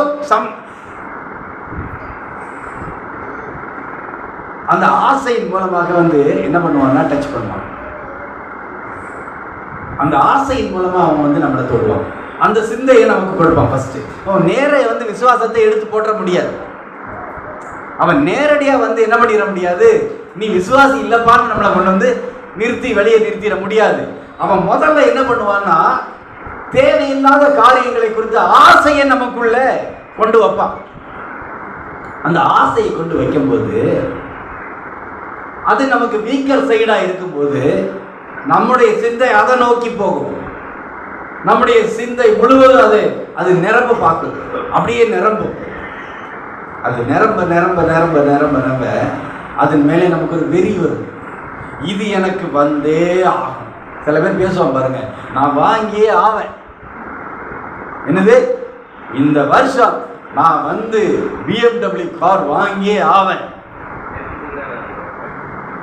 வாங்கியே ஆவேன் அப்படின்னா நான் வாங்குவேன்னு அர்த்தம். கர்த்தருடைய வார்த்தை சொல்லுகிறது, விசுவாசத்தினால் வராத யாவும் பாவமே. விபச்சாரம் பண்ணாதான் பாவம் இல்லை, குடிச்சிட்டு ரோட்ல விழுந்து கிடந்தாதான் பாவம் இல்லை. விசுவாசத்தினால் வராத யாவும் பாவம். இன்னைக்கு நாம வேலை செய்யறோம், சம்பளம் வருது, நான் வீட்டு வாடகை கொடுக்குறேன், சாப்பிட்றேன், அப்படியா? அப்படி இருந்தால் அதுவும் பாவமாக முடிஞ்சதுக்கு வாய்ப்பு உண்டு. எனவே எனக்கு வேலை செய்யறதுக்கு பலன் தருகிறதே கர்த்தர் தான். எனக்கு இவ்வளவு சம்பளம் தருகிறது கர்த்தர் தான். எனக்கான சம்பளத்தை நிர்ணயம் பண்ணி வைத்திருக்கிறது கர்த்தர் தான் என்பதை நம்ம திட நம்பிக்கையாய், நான் ஏன் பணத்தில் சொல்கிறேன்னா அப்போ தான் புரியும். நம்முடைய பல பேருடைய நோக்கமே தேவை தேவை தேவை தேவைன்னு தான் நம்முடைய நோக்கமெல்லாம் போயிட்டு இருக்குது. எனக்கு அது வேணும், இது வேணும். நம்முடைய வீக்கர் சைடு அவன் பார்ப்பான். அந்த வீக்கர் சைடுக்கு ஒரு ரூட்டை போடுவான், அதில் ஆசையை உண்டு பண்ணுவான், அந்த ஆசையை அப்படியே நிரப்புவான். விசுவாசத்தினால் வராத யாவும் பாவமே என்று சொல்றது போல விசுவாசத்தை எடுத்து கீழே வச்சுட்டு நீ என்ன பண்ணு, ஞாயிற்றுக்கிழமை இந்த வேலைக்கு போ, உனக்கு 5000 ரூபாய் சம்பளம் கிடைக்க, நீ வாங்கிடுற. போச்சா? போச்சு இல்லை, எல்லாம் போச்சா? முதலுக்கு மோசம் வந்துதா? விசுவாசத்தை எடுத்து கீழே போடுவதையா செஞ்சிடலாம். அக்கினி அஸ்திரத்தை எடுத்து அப்புறம் நம்மளை கொண்டு போட்டுருவோம். நம்முடைய ஆவிக்குரிய வாழ்க்கை மறிக்கும். எனவே விசுவாசம் என்னும் கேடகத்தை பிடித்து கொண்டவர்களாய் நிற்பதற்கு நாம் போகிறோம். இந்த விசுவாசம் எப்படிப்பட்டது என்றால், இந்த விசுவாசம் தான் நம்மளை கடைசி வரைக்கும் கொண்டு போய் சேர்க்க போகணும். இந்த விசுவாசம் தான். இப்போ எந்த ஆயுதம் என் கையை விட்டு போயிடுச்சுன்னு வச்சுக்கோங்களேன், ஆனால் அந்த விசுவாசம் எனக்கு கேடகத்தை பிடிச்சு கொண்டே நின்னா கடைசி வரைக்கும் அவனுடைய அக்கினி அஸ்திரங்கள்லேருந்து நான் தப்பிக்க முடியும். ஏன்னா அக்கினி அஸ்திரங்கள் ரொம்ப மோசம். நம்முடைய ப்ரேயர் பாயிண்ட் மாறணும். ஆவியானவர்கிட்ட கேளுங்க, ஆவியானவர்கிட்ட கேளுங்க. நான் ஏற்கனவே சொன்னேன், நைட்டு 2 மணிக்கு விழிப்பு வந்ததுன்னா பாத்ரூம் போகிறதுக்கு வர விழிப்பு இல்லை. அது 3 மணிக்கு விழிப்பு வந்ததுன்னா பாத்ரூம் போயிட்டு தண்ணியை குடிச்சிட்டு படுக்கிறதுக்கு அல்ல. அது அப்போதான் அதே டைம் தான் கர்த்தர் உங்களை நிர்ணயித்து வைத்திருக்கிறார். நீங்கள் போருக்கு நிற்கிறீங்க, நீங்கள் போருக்கு நிற்கிறீங்க. நீங்கள் நானும் போரிடுவதற்காக அப்போ நிற்கிறோம். கர்த்தர் எழுப்பி விட்டுருக்கிறாரு. ஆண்டவரே, பரிசுத்த ஆவியானவரே, நீங்கள் எனக்கு உதவி செய்யுங்க. என்ன சொல்லுங்கள், நீங்கள் கேட்டால் நீங்கள் அந்நிய பாஷையிலே, உங்களுக்கு அந்நிய பாஷை கொடுக்கப்பட்டிருந்தால் அந்நிய பாஷையில் பேசுங்க. அந்நிய பாஷை ஒருவேளை இல்லைன்னா கேளுங்க. அந்த வரம் இல்லைன்னா உடனே ஐயையோ நான் பெரும்பாவின்னு நினச்சிடாங்க. அந்நிய பாஷை வர இல்லைன்னா நான் பெரும்பாவி, நான் வந்து ஒரு லாய்க்கு இல்லாதவன் அப்படின்னு உங்களை நீங்களே குற்றப்படுத்தி கொள்ளாதீர்கள். உங்கள் ஜன்ம பாஷையிலே கர்த்தர் உங்களை ஜெபிக்க வேண்டும். அப்போ கேளுங்க, அப்போ கர்த்தர் ஞாபகப்படுத்துவார். எப்படி ஞாபகப்படுத்துவார் தெரியுமா? சில பேர் நமக்கு எதிராக வந்து நின்றுப்பாங்க. அந்த எதிராய் வந்து நின்றவன் இருக்கான்ல, அந்த எதிராய் வந்து நின்றவன் என்ன ஆவி உடையவனாய் வந்து நின்னான். அப்ப என்ன ஆவிக்காக நான் கட்டி ஜெபம் பண்ண, ஆவி கட்டி ஜெபம் பண்றது பொதுவா இல்லை. அவன் என்ன ஆவி உடையவனாய் என்கிட்ட வந்து என்னை எதிர்த்து நிற்கிறான், இல்லைன்னா இந்த பிரச்சனை என்ன ஆவியால் கொண்டு வரப்பட்டிருக்கிறது, அந்த ஆவியை ஸ்பெசிஃபிக்கா நான் கட்டி போட்டாதான் அதுல இருந்து நான் விடுவேன். பிசாசை துரத்துறேன் இல்லை, இவ்வகையான பிசாசுன்னு கர்த்தர் சொன்னார் இல்லையா? இந்த வகையான பிசாசு. அப்போ இந்த வகையான, இது எந்த வகையான ஆவியை நான் பார்க்கணும்?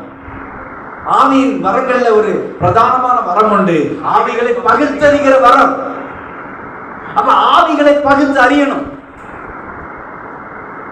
சொந்தக்கார வீட்டுக்கு கூப்பிட்டா நேரா காஞ்ச மாடு கம்புல பாஞ்ச மாதிரி அப்படி பெறக்கூடாது. முதல்ல நம்ம வீட்டில் ஜெபம் பண்ணுவோம். ஆண்டவரே, அவன் வீட்டில் என்னென்ன ஆவி இருக்குன்னு எனக்கு தெரியாது. அங்கே இருக்கிற எங்களுக்கு விரோதமாய் போராடுகிற எல்லா பொல்லாத ஆவிகளையும் இப்பவே இயேசு நாமத்தினால கட்டி அப்புறப்படுத்துகிறாங்க. நான் அங்கே போனா பரிசுத்த ஆவியானவர் தான் என் கூட வரணும். அந்த ஆவி எங்களை மேற்கொள்ள கூடாது. சொந்தக்காரன் வீட்டுக்கு போனா எல்லாத்துலயும் கை வச்சிடக்கூடாது. முதல்ல வீட்டில் இருந்து அதுக்காக நம்ம ஜெபம் பண்ணணும், அவங்களுக்காக ஜெபம் பண்ணணும். அவங்க வீட்டில் நமக்காக ஆயத்தம் பண்ணி வைத்திருக்கிற உணவுக்காக ஜெபம் பண்ணணும். ஏன்னா சில பேர் நம்முடைய சொந்தக்காரங்கள் நிறைய பேர் ரட்சிக்கப்படாதவங்க நிறைய பேர் இருக்கிறாங்க. சில பேருடைய வழக்கம் என்ன தெரியுமா? எங்கள் அம்மாலாம் இருக்கிறாங்க, தீபாவளிக்கு முறுக்கு சுட சொன்னா அந்த பிசாசு ஃபஸ்ட்டு சாப்பிடாது, நான் தான். எங்கள் வீட்டில் அது ஒரு விஷயம். அதை சுட்டு எடுக்கிறதுக்குள்ளே விட மாட்டாங்க. ஏன் எச்சி பண்ணாதான் பாருங்க, ஏன் எச்சியை சாப்பிட சொல்லுவேன், ஏன் எச்சியை சாப்பிட முடியல. அதுக்குன்னு என்ன பண்ணுவாங்க தெரியுமா? அந்த முறுக்கு மாவிலேயே இப்படி ஒன்று முடிச்சு இப்படி வைப்பாங்க. எதுக்கா? அது அவங்களுக்கு கடவுளாம். பக்கத்தில் ஒரு டம்ளரில் தண்ணி. இப்போ இப்படி குறுக்க வேலை செய்யறவங்களும் இருப்பாங்க. எனவே எந்த சாப்பாடும் நமக்கு தெரியாது. நாம சந்தேகப்பட்டு சாப்பிட வேண்டிய அவசியம் இல்லை. அதுக்கு முன்பாக எல்லாத்தையும் பரிசுத்தப்படுத்திட்டோம்னு வச்சுக்கோங்களேன், தாராளமாக அவங்க வீட்டுக்கு போகலாம். நாம போனா அவங்க நம்மளை கேள்வி கேட்டு நம்மளை துக்கப்படுத்தி வெளியே அனுப்புவான். சில பேர்லாம், சில பேர்ட்டு ஆறுதலுக்கு போனீங்கன்னு வச்சுக்கோங்களேன், அவன் நம்மளை துக்கப்படுத்தி தான் அனுப்புவோம். அப்படி அல்ல. நம்ம சமாதானத்தை அங்கே விதைச்சிட்டு நம்ம வீட்டுக்கு சமாதானத்தோடு திரும்ப வர முடியும். அப்போ எத்தனை ஆயுதங்களை பார்த்துருக்குறோம்? 4 ஆயுதங்கள் பார்த்துருக்கோம். 3 ஆயுதங்கள் இருக்கு. முடிக்க முடியுமான்னு தெரியும். ரட்சண்யம் என்னும் தலைச்சீரா. இன்னைக்கு பைக்கில் போனா கூட என்ன வேணும்? எதுக்கு? இல்லை, நாங்களாம் அதுக்கு போடுறது. போலீஸ் கேஸ் ஆகுதுங்க. ஒரு இடத்துல பிடிச்சாச்சுன்னா 500 ரூபாய்க்கு குறையா ஃபைனே இல்லை. 1000 ரூபாயா?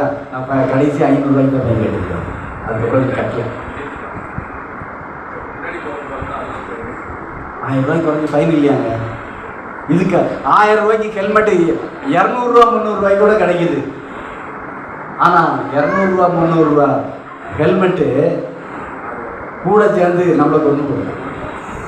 அதுக்குன்னு ஒரு மெட்டீரியல் இருக்குது, அதுக்குன்னு பாதுகாப்பு அம்சங்கள் இருக்குது. அதோட உள்ள ஹெல்மெட் தான் நம்மளை என்ன பண்ணும்?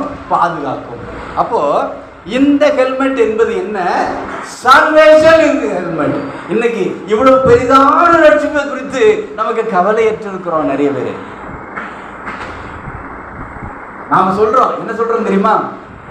புறஜாதிகள்லாம் என் வீட்டில் எப்படி நடந்துட்டே அப்படின்னு பார்த்து ஆண்டவரை என்ன பண்ணுவாங்களாம்? தூசிச்சிருவாங்களாம். ஒன்றும் பிடுங்க மாட்டாங்க. ஒன்னையும் அவனால பிடுங்க முடியாது. எங்க சப்ப கட்டிட்டு கிடக்குறீங்க செல்வேஷனுக்கு மேல? புறஜாதிகாரன் என்ன பண்ணுவானா? எனக்கு ஒன்று இப்படி நடந்துட்டுன்னா ஆண்டவரை தூசிச்சிருவானா. அவனுக்கு அது முக்கியம். உங்களுக்கு எனக்கும் ஹெல்மெட் முக்கியம். உங்களுக்கு எனக்கும் ரட்சிப்பு முக்கியம். நான் அதனால தான் முதல்ல சொன்னேன், இந்த வாழ்க்கையில் சிலது கிடைக்கும், சிலது கிடைக்காம போகும், சிலது கையை விட்டு போகும், சிலது இழந்து போகும். ஆனால் ரட்சிப்பை மாத்திரம் இழந்து போயிடக்கூடாது. ரட்சிப்பை மாத்திரம் விட்டுறவே கூடாது. இந்த ரட்சிப்பை அடுத்து நம்ம என்ன பண்ணோம்னா புதுப்பிச்சுக்கிட்டே இருக்கணும். ஹெல்மெட்டுன்னா வாங்கி தலையில் போடுறது, அப்படியே கழட்டி வைக்கிறது, திரும்ப தலையில் எடுத்து போட்டு போகிறது, கழட்டி வைக்கிறது, திரும்ப தலையில் எடுத்து போட்டு போகிறது. ஒரு நாள் நல்ல மழை பெஞ்சு நல்ல குளிர்ந்த சூழ்நிலை வந்துடும். ஹெல்மெட்டை திருப்பி உள்ளே பார்த்தீங்கன்னா அதை போட முடியாதபடி நாரிக்கிட்டே ஃபுல்லாக ஃபங்கஸ் ஆகிடும். அதற்காக என்ன செய்யணுமோ அந்த ஆயத்தத்தை நமக்கு கற்றுத்தாங்க. அந்த ஆயுதம் கர்த்தர் நமக்கு தந்திருக்கிறார், அதை பயன்படுத்தணும், நல்ல தொடைக்கணும். அப்போ இந்த ஹெல்மெட்டை குறித்த ஒரு அக்கறை நமக்கு இருக்கணும், இந்த ரட்சிப்பை குறித்த ஒரு அக்கறை நமக்குள்ளே இருக்கணும். கர்த்தர் என்னை ரட்சித்திருக்கிறாரே இருக்கிற ரட்சிப்பின் சந்தோஷம் எனக்குள்ளே இருக்குதா? நீதிமான்களின் கூடாரங்களிலே ரட்சிப்பின் கம்பீர சத்தம் உண்டு. நம்முடைய வீடுகளில் என்ன கம்பீர சத்தம் இருக்கு? என்ன கம்பீர சத்தம் இருக்கு? சண்டையின் சத்தம் அடுத்த வீட்டை எட்டுதா?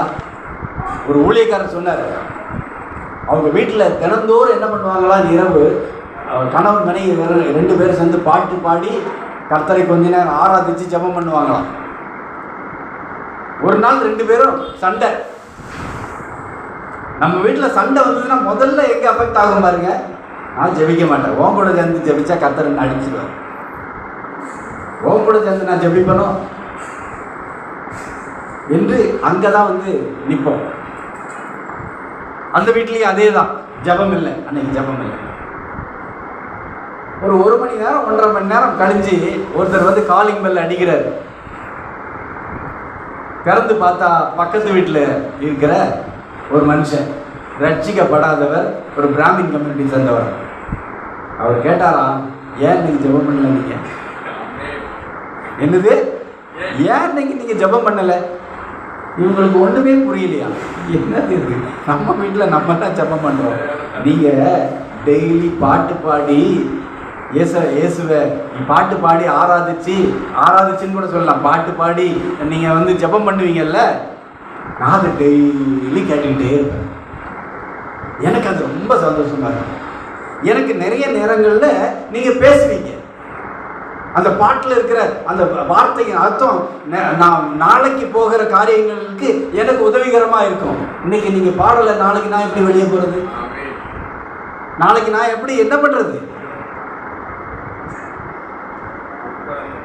அப்போ இந்த ரட்சிப்பின் சந்தோஷம் ஒரு வீட்டுக்குள்ளே இருந்தால், ஒரு ஒரு குடும்ப தலைவன்கிட்டையும் ஒரு குடும்ப தலைவன்கிட்டையும் பிள்ளைகள்கிட்டையும் இருந்தால், அந்த ரட்சிப்பின் சந்தோஷம் கம்பீர சத்தமாக வெளியே போகும், கம்பீர சத்தமாக வெளியே போகும். ஈன குரலாக ஈன சுரமாக போகாது, ஐயோ எனக்கு முடியலைங்க அப்படி போக. என்னுடைய ஹெல்த் எப்படி வேணாலும் இருக்கட்டும், என்னுடைய கம்பீர சத்தம் கர்த்தரை மகிமைப்படுத்துதா இருக்கும். ஏன்னா என்னுடைய இந்த சரீரத்தை கர்த்தர் ரட்சிக்கல, என்னுடைய ஆத்துமாவை கர்த்தர் ரட்சித்திருக்கிறார். என்னுடைய ஆத்துமா கர்த்தருக்குள்ளே போக போகிறது, கர்த்தருடைய ஆத்துமாவோட சேர போகிறது. ஏன்னா இந்த ஆத்துமா கர்த்தரிடத்திலிருந்து பிரிஞ்சு வந்தது, இது அவரிடத்திலிருந்து போடுவாங்க. கர்த்தர் அதில் கஞ்சனா இருக்கிறார். இந்த சரீரம் இந்த மண்ணுக்குள்ள இருந்து எடுக்கப்பட்டது, இது இந்த மண்ணுக்கு தான் போக போகுது. இந்த சரீரத்துக்கு எவ்வளவு அக்கறை கொடுக்குறோம், இந்த சரீரத்துக்கு எவ்வளவுதான் அக்கறை கொடுக்குறோம். எனக்கு அது, எனக்கு இது, எனக்கு இது, எனக்கு இது இருந்தால் தான் நான் வருவேன், நான் அப்போதான் அதை பண்ணுவேன், கர்த்தர் எனக்கு தந்தால் தான் நான் சர்ச்சுக்கு வருவேன், ஜெபம் பண்ணுவேன். எவ்வளவு அக்கறையா இருக்கிறோம். இந்த ஆத்மாவுக்கு வந்து என்ன அக்கறை இருக்குது நமக்கு? இந்த ஆத்மாவுக்கு இந்த அக்கறை எப்போ வரும் தெரியுமா? இந்த ரட்சிப்பு எனக்குள்ள சந்தோஷத்தை கொடுக்கும்போது இந்த ஆத்மாவை எப்படியாவது நான் கர்த்தரிடத்தில் பண்ணுவேன். ஏன்னா கர்த்தர் என்னை ரட்சித்திருக்கிறார். அல்லேலூயா, கர்த்தர் என்னை ரட்சித்திருக்கிறார். அப்போ ரட்சண்யம் என்னும் தலைச்சீரை. இந்த தலைச்சீரை எப்படி இருக்கும்? வெளியே ஹார்டாக இருக்கும், வெளியே பார்க்க அழகாக இருக்கும், கலர் கலராக இருக்கும், உள்ள ஸ்மூத்தாக ஸ்பாஞ்சாக என் தலைக்கு அது ஃபிட்டாக அழகாக இருக்கும். ஃபிட்டாக அந்த ஹெல்மெட் என்ன பண்ணும்? என்னை இன்னும் உற்சாகப்படுத்தி முன்னால் போகிறதுக்கு ஒரு வீசி, என்னை பயமுறுத்தாது, எனக்கு உறுத்தலாக இருக்காது. அப்போ இந்த ஹெல்மெட் என்ன பண்ணும்? என்னை முற்றிலுமாய் பாதுகாக்கும். ஏன்னா பழைய கால போர் முறைகளில் போரிடும்போது கையில் ஒரு பெரிய சுத்தியை வச்சுருப்பான்.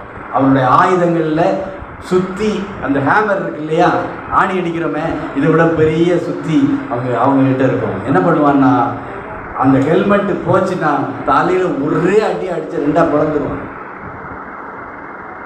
பொல்லாங்கன் சிந்தையிலே வந்து அவருடைய விசுவாசத்தை 2ஆய் பிளக்காதபடிக்கு ரட்சிப்பு என்கிற அந்த தலைக்கவசத்தை அணிந்து கொள்ளுங்கள். அதை குறித்து அக்கறையோடு இருங்கள், அதுதான் நமக்கு முக்கியம். 6ஆவதாக தேவ வசனமாகிய ஆவியின் பட்டயத்தை பிடித்து கொண்டவர்களாய் நில்லுங்கள். படுத்துக்கிடாதீங்க. கரெக்டா? நாம போருக்கு நிற்கிறவர்களா இருக்கிறோம்னு வசனம் சொல்லுது. அப்ப நிற்கிறவர் நாம என்ன பண்ணணும்? தேவ வசனம் என்கிற ஆவியின் பட்டயத்தை பிடித்து கொண்டே நிற்கணும். அப்போ வசனம் எப்படிப்பட்டது? வசனம் எப்படிப்பட்டது தெரியும் தானே? அது இருபுறமும் கருக்குள்ள, ரெண்டு சைடும் ரெண்டு எட்ஜஸும் எப்படி இருக்கும்? நல்லா தீட்டப்பட்டு இருக்கும், ஷார்ப்பா இருக்கும். எடுத்து அப்படி வீசணும்னு வச்சுக்கோங்களேன், அவ்வளவுதான் தலை. இந்த இருபுறமும் கருக்குள்ள பட்டயம் அதை சொல்லவில்லை. இந்த இருபுறமும் கருக்குள்ள பட்டயம் எப்படி இருக்குன்னா வெயிட்லெஸ்ஸாக இருக்கும். ஒன்று ரெண்டு எட்ஜஸும் நம்ம வீட்டில் இருக்கிற கத்தியெல்லாம் ஒரு சைடு தான் எட்ஜு கரெக்டாக இருக்கும், இல்லைன்னா நம்ம கையாக இருக்கும். ரெண்டு சைடும் அது ஷார்ப்பாக இருக்கும். என்ன பண்ணுவாங்கன்னா வயிற்றுல உள்ள விட்டு அப்படி ஒரு திருக்கி எடுத்தான்னா குடல் குந்தாணியெல்லாம் சேர்ந்து ஒன்றும் மிஞ்சாது, விட்டு திருக்கிடுவாங்க. ஏன்னா அதுக்கப்புறம் அவன் கொஞ்சம் நஞ்சம் படைச்சிருக்க கூடாது. அப்போ ஆவியின் பட்டயம், இந்த தேவ வசனமாகிய ஆவியின் பட்டயம் எப்படி இருக்கு? இருபுறமும் கருக்குள்ளதா இருக்கு. இந்த இருபுறமும் கருக்குள்ள பட்டயம் எப்படி வேலை செய்யும் அப்படின்னா, சங்கீதத்தில் ஒரு வசனம் இருக்குது, கர்த்தர் ஒரு முறை விளம்பினார், 2 தரம் கேட்டிருக்கிறேன். அது எப்படி? எக்கோ அடிக்குமா? எக்கோ அடித்தா 2வது ஒரு முறை தான் கேட்குமா? இல்லை, எக்கோ அடித்தா பல முறை கேட்கும். எத்தனை ட்ரிப்புன்னு நம்மளால் அதை என்ன பண்ண முடியாது, விளக்க முடியாது. அந்த எக்கோவை பொறுத்து இருக்காது. கர்த்தர் ஒரு முறை விளம்பினார், 2 முறை கேட்டிருக்கிறேன் அப்படின்னா, கர்த்தர் ஆவியானவர் நாம் கற்றுக்கொண்ட வசனங்களை போராடும் போது அவர் நமக்கு சொல்லுவார். அப்போ நம்ம கேட்போம், நமக்கு ஞாபகப்படுத்துவார். நம்முடைய இருதயத்தில் அது கேட்கும், நம்முடைய சிந்தைக்குள்ள அது கேட்கும். அதை நாம எடுத்து ஜபத்திலே சொல்லும் போது திரும்ப ஒரு முறை என் காதுக்கு கேட்கும். புரியுதா? முதல்ல ஒரு முறை அவர் சொல்லும் போது, அவர் சொல்லிவிட்டா ஒரு முறை நமக்கு கேட்க போகுது. அந்த போராட்டத்தில் அதை திரும்ப நாம் எடுத்து ஜெபம் பண்ணும்போது நான் 2வது முறை கேட்குறேன், எதிரி முற்றிலும் அடிக்கப்படும். ஆவியின் பட்டத்தை என்ன பண்ணுங்க? பிடித்து கொண்டவர்களாய் நில்லுங்கள். வசனம் சும்மா கிடையாது. வசனம் வருஷத்துக்கு ஒரு முறையோ மாசத்துக்கு ஒரு முறையோ கொடுக்கப்பட்டு கர்த்தர் எனக்கு வாக்கு பண்ணியிருக்கிற வாக்குத்தத்தம்லாம் ரைட்டு, வாக்குத்தத்தம்லாம் உண்மைதான், சத்தியம்தான். வாக்குத்தத்தம் பலிக்க வேண்டாமா வாழ்க்கையில்? வாக்குத்தத்தத்தை கடைசி வரைக்கும் கேட்டவர்களாகவே போயிடலாமா? இப்படியே கர்த்தர் சொன்னார் செய்வாருன்னு நினைக்கிறேன். எங்க ஈர சுரத்தில் முணங்கிறதுக்கு கர்த்தர் உங்களை என்னையும் அழைக்கிறார். ஈர சுரத்தை சத்தியமா விட்டு விழி. நான் பாவம், நான் பாவம், நான் பாவம். சில பேருடைய வாயின் வார்த்தை, நான் ரொம்ப பாவம். நீ பாவம் மட்டும் இல்லை, நீ பரிதாபமான ஜென்மம். உனக்கு மீட்பே வருமானு எனக்கு தெரியல. தன்னைத்தானே பாவம் பாவம்னு சொல்கிறவங்க தன்னைத்தானே கர்த்தரை விட்டு விலக்கிக்கிட்டே இருக்கிறாங்க. சுய பச்சாதாபம் மோசமான அஸ்திரம். சுய பச்சாதாபம் மோசமான ஆயுதம். நான் எவ்வளவு மோசமான, நான் எவ்வளவு பாவம் பார்த்தீங்களா? இதை முதல்ல எடுத்து தூரப்படு. எங்கிருந்து இந்த குப்பையை அள்ளிட்டு வந்தீங்க? கர்த்தர் இப்படிப்பட்ட குப்பையெல்லாம் உங்களுக்கு தரலையே. இந்த குப்பையாக தூக்கிட்டு தெரியன்னு சொன்னார். சில பைத்தியக்கார ரோட்டில் போவான் பாருங்க, பின்னால பெரிய பையை கட்டிக்கிட்டு கஷ்டப்பட்டு இழுத்துட்டு அலைவான். இங்கே ஒரு பைய, இங்கே ஒரு கொஞ்சம் பையை இழுத்துக்கிட்டே போவான். நீங்கள் அதை பிரித்து பாருங்களேன், குப்பை இருக்கும். அந்த குப்பையை எடுத்து குப்பைக்காரன் இதுக்கு கூட போட முடியாது, பழைய இரும்பு கடையில் கூட போட முடியாது. அது அழுக்கு, அது ஆகாத குப்பையாக இருக்கும். இந்த ஆகாத குப்பையை தான் தூக்கிட்டு திரிகிறீங்க நீங்கள். இன்னைக்கு நாம் எல்லாம் அப்படி தான் தூக்கிட்டு திரிகிறோம். நான் பாவம்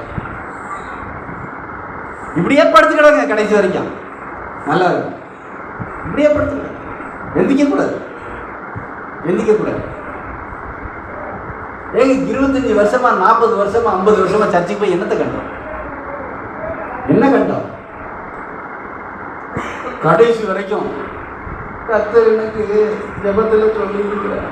சில பேர்ல ரொம்ப அந்த ஈனசுரம் ஏன் திரும்ப வருது? நிறைய பேர் சொன்னது கேட்டதுனால. ஜெபத்தில் வச்சிருக்க என்னத்தான் வச்சிருக்க? 2 பழமும் 1 டம்ளர் தண்ணியும் பத்தி கொளுத்தி வச்சிருக்காருல்ல. ஜெபத்தில் வச்சிருக்கேன். இந்த வார்த்தைகளை எங்கிருந்து கண்டுபிடிக்கிறீங்கன்னு தெரியல.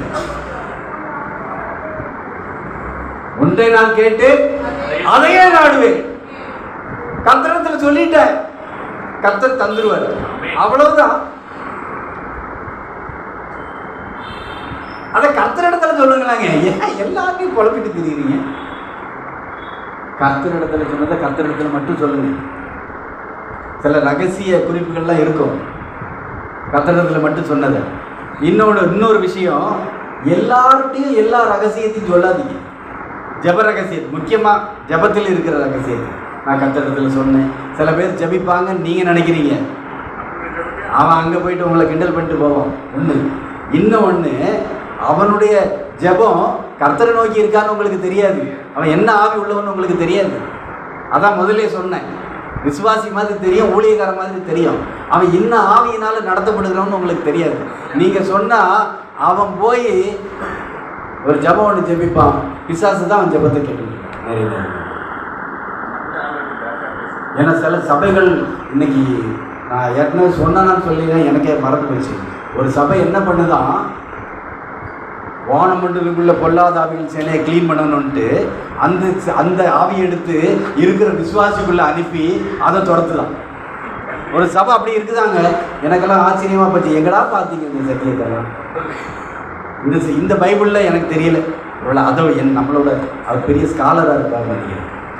வானமண்டலில் பொல்லாத ஆவிய சேனையை பிடிச்சி கொண்டு வந்து ஒரு விசுவாசிகளை உள்ளே விட்டுட்டு அதை துரத்துவாங்களா? ஏன் விசுவாசிகளை துரத்துங்களாம்? எங்கெங்க படிக்கிறீங்க இதெல்லாம்?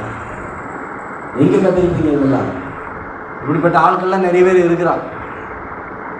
அதனால தான் சொல்கிறேன், உங்களுடைய ஜெப குறிப்புகளை கூட யார்கிட்ட சொல்லணுமோ அவங்கள்ட்ட கரெக்டாக சொல்லுங்க. எல்லாத்துட்டையும் சொல்லாதீங்க. ஏன்னா விசுவாசம் எல்லாருக்கும் இல்லையே. வசனம் சொல்லு. நான் வசனத்தின் அடிப்படையில் தான் பேசுவேன், வசனத்தின் அடிப்படையில் தான் சொல்கிறேன். கதை சொன்னாலும் அந்த கதைக்கு பின்னால் ஒரு வசனம் இருக்கணும். உதாரணம் சொன்னாலும் உதாரணத்துக்கு பின்னால் ஒரு வசனம் இருக்கணும். இருந்தால் தான் அது கர்த்தருடைய வார்த்தை, இல்லைன்னா கர்த்தருடைய வார்த்தை இல்லை. அப்போது 6வது பார்த்துட்டோமா? என்னது? இருபுறமும் கருக்குள்ள பட்டயம், ஆவியின் தேவ வசனமாகிய ஆவியின் பட்டயத்தை பார்த்துட்டோம். அப்புறம் வேண்டுதலோடும் ஆவியினாலே ஜெபம் பண்ணி பரிசுத்தவான்களுக்காகவும் பண்ணும் வேண்டுதலோடும் விழித்திருங்கள். இந்த ஆயுதமா தெரியல உங்களுக்கு, ஆனா இது ஒரு பயங்கரமான ஆயுதம். இது என்ன ஆயுதம்? ஒரு வித்தியாசமான ஆயுதம். வெரி எஃபெக்டிவ் ஆகும். Very effective. என்னது? எந்த சமயத்திலும் எல்லா நேரத்திலும் சகல விதமான வேண்டுதலோடும் விண்ணப்பத்தோடும் ஆவியினாலே ஜெபம் பண்ணணும். ஆவியினாலே ஜெபம் பண்ணி அதன் பொருட்டு மிகுந்த மன உறுதியோடும் சகல பரிசுத்தவான்களுக்காகவும் பண்ணும் வேண்டுதலோடும் விழித்து கொண்டிருங்கள். தூங்காதீங்க அப்படின்னா விழித்து கொண்டிருங்கள். இந்த விழிப்பு என்ன விழிப்பு? ஆவியிலே விழிப்பு. நான் ஒன்று சொல்றேனே, நீங்க எந்த விஷயத்தை பிராக்டிஸில் கொண்டு வரீங்களோ, எந்த விஷயத்துல நீங்க பிராக்டிஸ் பண்ணிக்கிட்டே இருக்கிறீங்களோ அதுதான் உங்க ஆவி பிராக்டிஸ் பண்ணும். இப்போ சில காமெடி வசனம் நம்ம பேசும்போது ட்ரோல் பண்றோம். சில காமெடி நடிகர்களுடைய வசனத்தை சொல்லி சொல்லி பண்ணுறோன்னா அதை பேசிக்கிட்டே இருந்தனால நம்முடைய ஸ்பிரிட்டுக்குள்ளே அது போயிடுச்சுன்னு அர்த்தம். இப்போ அதை சொல்லி நம்ம என்ன பண்ணுறோம், கவுண்டர் பண்ணுறோம் இல்லையா? அதுபோல் எந்த சமயத்திலும் நம்ம வேண்டுதல் செய்யணும் அப்படின்னா நம்முடைய ஆவி வேண்டுதல் செய்யணும். நம்முடைய ஆவி வேண்டுதல் செய்யணும்னா, ஏன்னா மாம்சத்தில் எப்போவும் நீங்கள் வேண்டுதல் செஞ்சுட்டே இருக்க முடியுமா? கொஞ்சம் யோசிச்சு பாருங்க. ப்ராக்டிக்கல் அது. நாம் ஒரு இடத்துல போகிற ஒருத்தர் பேசுகிறோம், எப்படி வேண்டுதல் செய்ய முடியும்? அவங்கள்ட்ட பேசுகிறோம். கடையில் போகிறோம், கடைக்கு போயிட்டு ஒரு பொருள் கேட்குறோம், கர்த்தராகிய இயேசு கிறிஸ்து நாமத்தினாலே அரிசியை தருவீர்களாக அப்படியே கேட்குறது. அப்படித்தான் ஒருத்தன் போட்டிருந்தான் போடல. என்ன போட்டிருந்தான்? இங்கு கர்த்தராகிய இயேசு கிறிஸ்து நாமத்தினாலே மோட்டார் சரி செய்யப்படும். மோட்டர் ரிப்பேர் பண்ணுவார் அவர். உங்களுக்கு தெரியுமா? ஆண்டவர் கடை வச்சிருக்காரு, தெரியுமா உங்களுக்கு? கர்த்தர் கடை வச்சிருக்காரு. இந்த ஸ்ரீதேவி குப்பை ஜங்ஷன்ல இருந்து இந்த பக்கம் தான் கர்த்தர் மீன் கிடைக்குது. இதெல்லாம் பார்க்கும்போது எனக்கு கொஞ்சம் காமெடியாக தான் இருக்கு. பக்தி எல்லாம் ரைட்டு தான், இன்னொருத்தருக்கு உறுத்துதலாக இருக்கிற அளவுக்கு பக்தி இருக்கிறது நல்லது. கர்த்தரையே கிண்டல் பண்ணுற அளவுக்கு கர்த்தர் மீன் கிட்ட மீன் அவரே வெட்டி தருவாரா இல்லை அவர் பிடிச்சி மட்டும் தருவாரா தெரியல. அப்போ எல்லா விண்ணப்பங்களையும் எல்லா வேண்டுதலோடும் ஆவியினாலே ஜெபம் பண்ணணும். சகல பரிசுத்தவான்களுக்காக ஜெபம் பண்ணணும். விழித்திருந்து ஜெபம் பண்ணணும். கர்த்தர் அதான் சொன்னாரு, ஜெபத்தில் என்ன பண்ணுங்க? விழித்திருங்கள், இடைவிடாமல் ஜெபம் பண்ணுங்கள். இடைவிடாமல் ஜெபம் பண்ணணும்னா என்ன பண்ணணும்? ஆவியிலே ஜெபம் பண்ணணும். ஆவியிலே ஜெபம் பண்ணணும்னா என்ன பண்ணணும்னா நம்ம ஆவியை ஜெபிப்பதற்கு பழக்கணும். அப்போ மேக்சிமம் டைம் நம்முடைய ஃப்ரீ டைமில் ஜெபம் நேரமாக இருந்தால் நம்முடைய ஆவி என்ன பண்ணி தெரியுமா? இப்போது ஒரு பழைய அந்த ஷேர் ஆட்டோக்கள், இப்போவும் ஷேர் ஆட்டோ விடுதில்ல, செல்ஃப் மோட்டர் இல்லைன்னு வச்சுக்கோங்களேன், என்ன பண்ணோம்? ஒரு கயிறு எடுத்து அதில் கட்டி இப்படி பின்னாடி இழுப்பாங்க. அப்படி இழுத்தோன்னா அது சுற்ற ஆரம்பிச்சோன்னா என்ன பண்ணும்? நல்லா ஸ்டார்ட் ஆகிரும். அதே மாதிரி பழைய ஆயில் இன்ஜினை இந்த வயல்வெளிகளில் வச்சுருப்பாங்க. ஒரு கைப்பிடி போட்டு சுற்றுன்னு சுற்றுவாங்க. சுற்றும் போது பட்டன்னு அதுவே சுற்ற ஆரம்பிச்சிடும். அதுபோல் நம்முடைய ஆவியை நீங்கள் ட்ரைன் பண்ணிங்கன்னா அது விண்ணப்பம் பண்ண ஆரம்பிக்கும். அது நிறுத்தாது, எண்ணெய் இருக்கிற வரைக்கும் நிறுத்தாது. அதுதான் பரிசுத்த ஆவியிலே ஜெபம் பண்ணுறது. எண்ணெய் என்பது என்ன? பரிசுத்த ஆவி. அப்போ ஒருவர் ஜெபம் பண்ணணும்னா பரிசுத்த ஆவியிலே ஜெபம் பண்ணணும். சகல பரிசுத்தவான்களுக்காகவும் ஜெபம் பண்ணணும். விழித்திருந்து ஜெபம். இந்த ஆயுதம் எப்படிப்பட்ட ஆயுதம்? எனக்காக மாத்திரமல்ல, என்னோடு இருக்கிறவர்களுக்காகவும் நான் போராடுகிறேன். என்னுடைய சபைக்காக, என்னுடைய குடும்பத்துக்காக, என்னுடைய நண்பர்களுக்காக, உறவினர்களுக்காக, எனக்கு அறிமுகமானவர்களுக்காக, என் வீட்டு பக்கத்தில் இருக்கிறவர்களுக்காக நான் என்ன பண்ணுவேன்? மன்றாட்டு ஜெபம் பண்ணுவேன். அது விசேஷமாக பரிசுத்தவான்களுக்காக வேண்டுதல் செய்யுங்கள். நாம் எல்லாரும் யாரு? பரிசுத்தவான்கள். பரிசுத்தவான்கள். ஒரு நாள் பாஸ்டர் கேட்டார், யாரெல்லாம் நீதிமான் கேட்டார். நான் கையை தூக்கலை. ஏன் தெரியுமா கையை தூக்கலை? நான் நீதிமான் இல்லைன்னு சொன்னேன். அப்போது எனக்கு சத்தியம் தெரியல.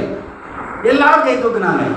என்னடா அது எல்லாரும் கை தூக்குற, எல்லாரும் நீதிமானாக இருப்பாங்களோன்னு நான் நினச்சேன், சத்தியம் தெரியாதனால. ஆனால் உண்மை என்ன? இயேசு கிறிஸ்துவின் இரத்தத்தினாலே கழுவப்பட்ட எல்லாரும் என்ன பண்றாங்க? நீதிமானாய் மாற்றப்படுகிறார்கள். இன்னைக்கு நான் என்னுடைய நீதியை குறித்து, நான் நீதிமான் என்பதை குறித்து நான் சந்தேகப்பட்டேன் அப்படின்னா யாரை சந்தேகப்படுறேன்? அதான் அவருடைய ஹீலிங்கை சந்தேகப்படுறேன். அவர் நீதிமானாக்குகிற அந்த இரத்தத்தை குறித்து நான் சந்தேகப்படுகிறேன்.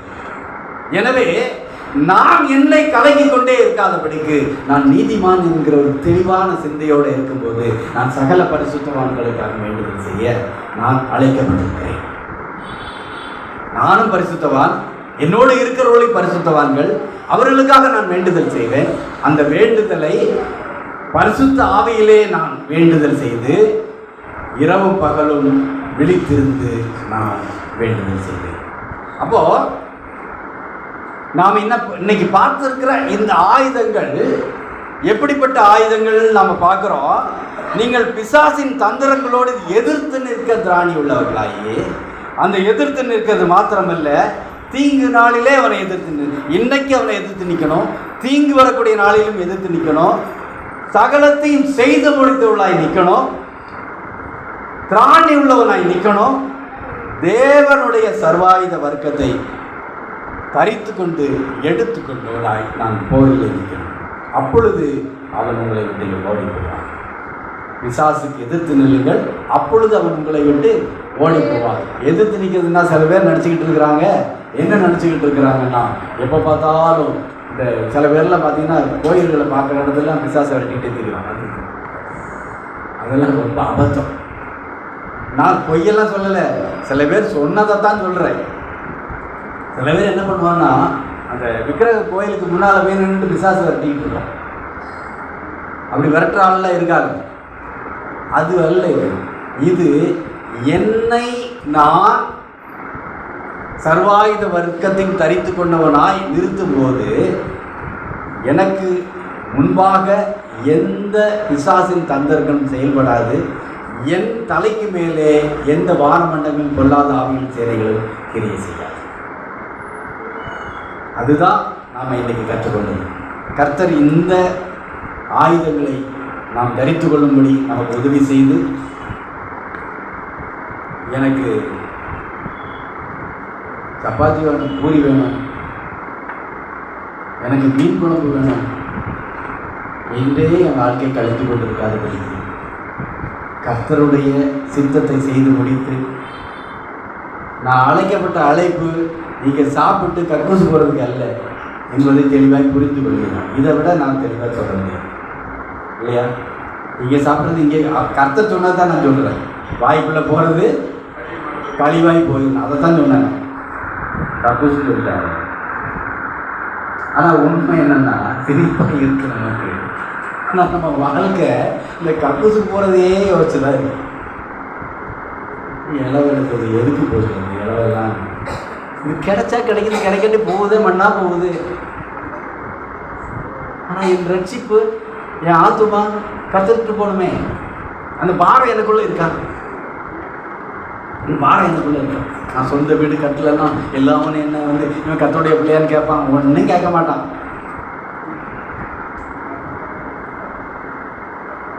நீங்கள் ஒரு விபச்சார ஸ்திரியை கையை கோத்துக்கிட்டு நடங்க, அப்போ கேட்பான் நீ கிறிஸ்தவனான்னு கேட்பான் இல்லையா? குடிச்சிட்டு சாக்கடையில் குடிந்து கிடங்க கேட்பான். இவன் சர்ச்சுக்கு போகிறவன் தானே, இவன் கிறிஸ்தவன் சொல்லிட்டு இருந்தான் நேற்று வரைக்கும், அப்போ கேட்பான். நாம் கனம் இல்லாததுக்கு கனம் கொடுக்குறோம்.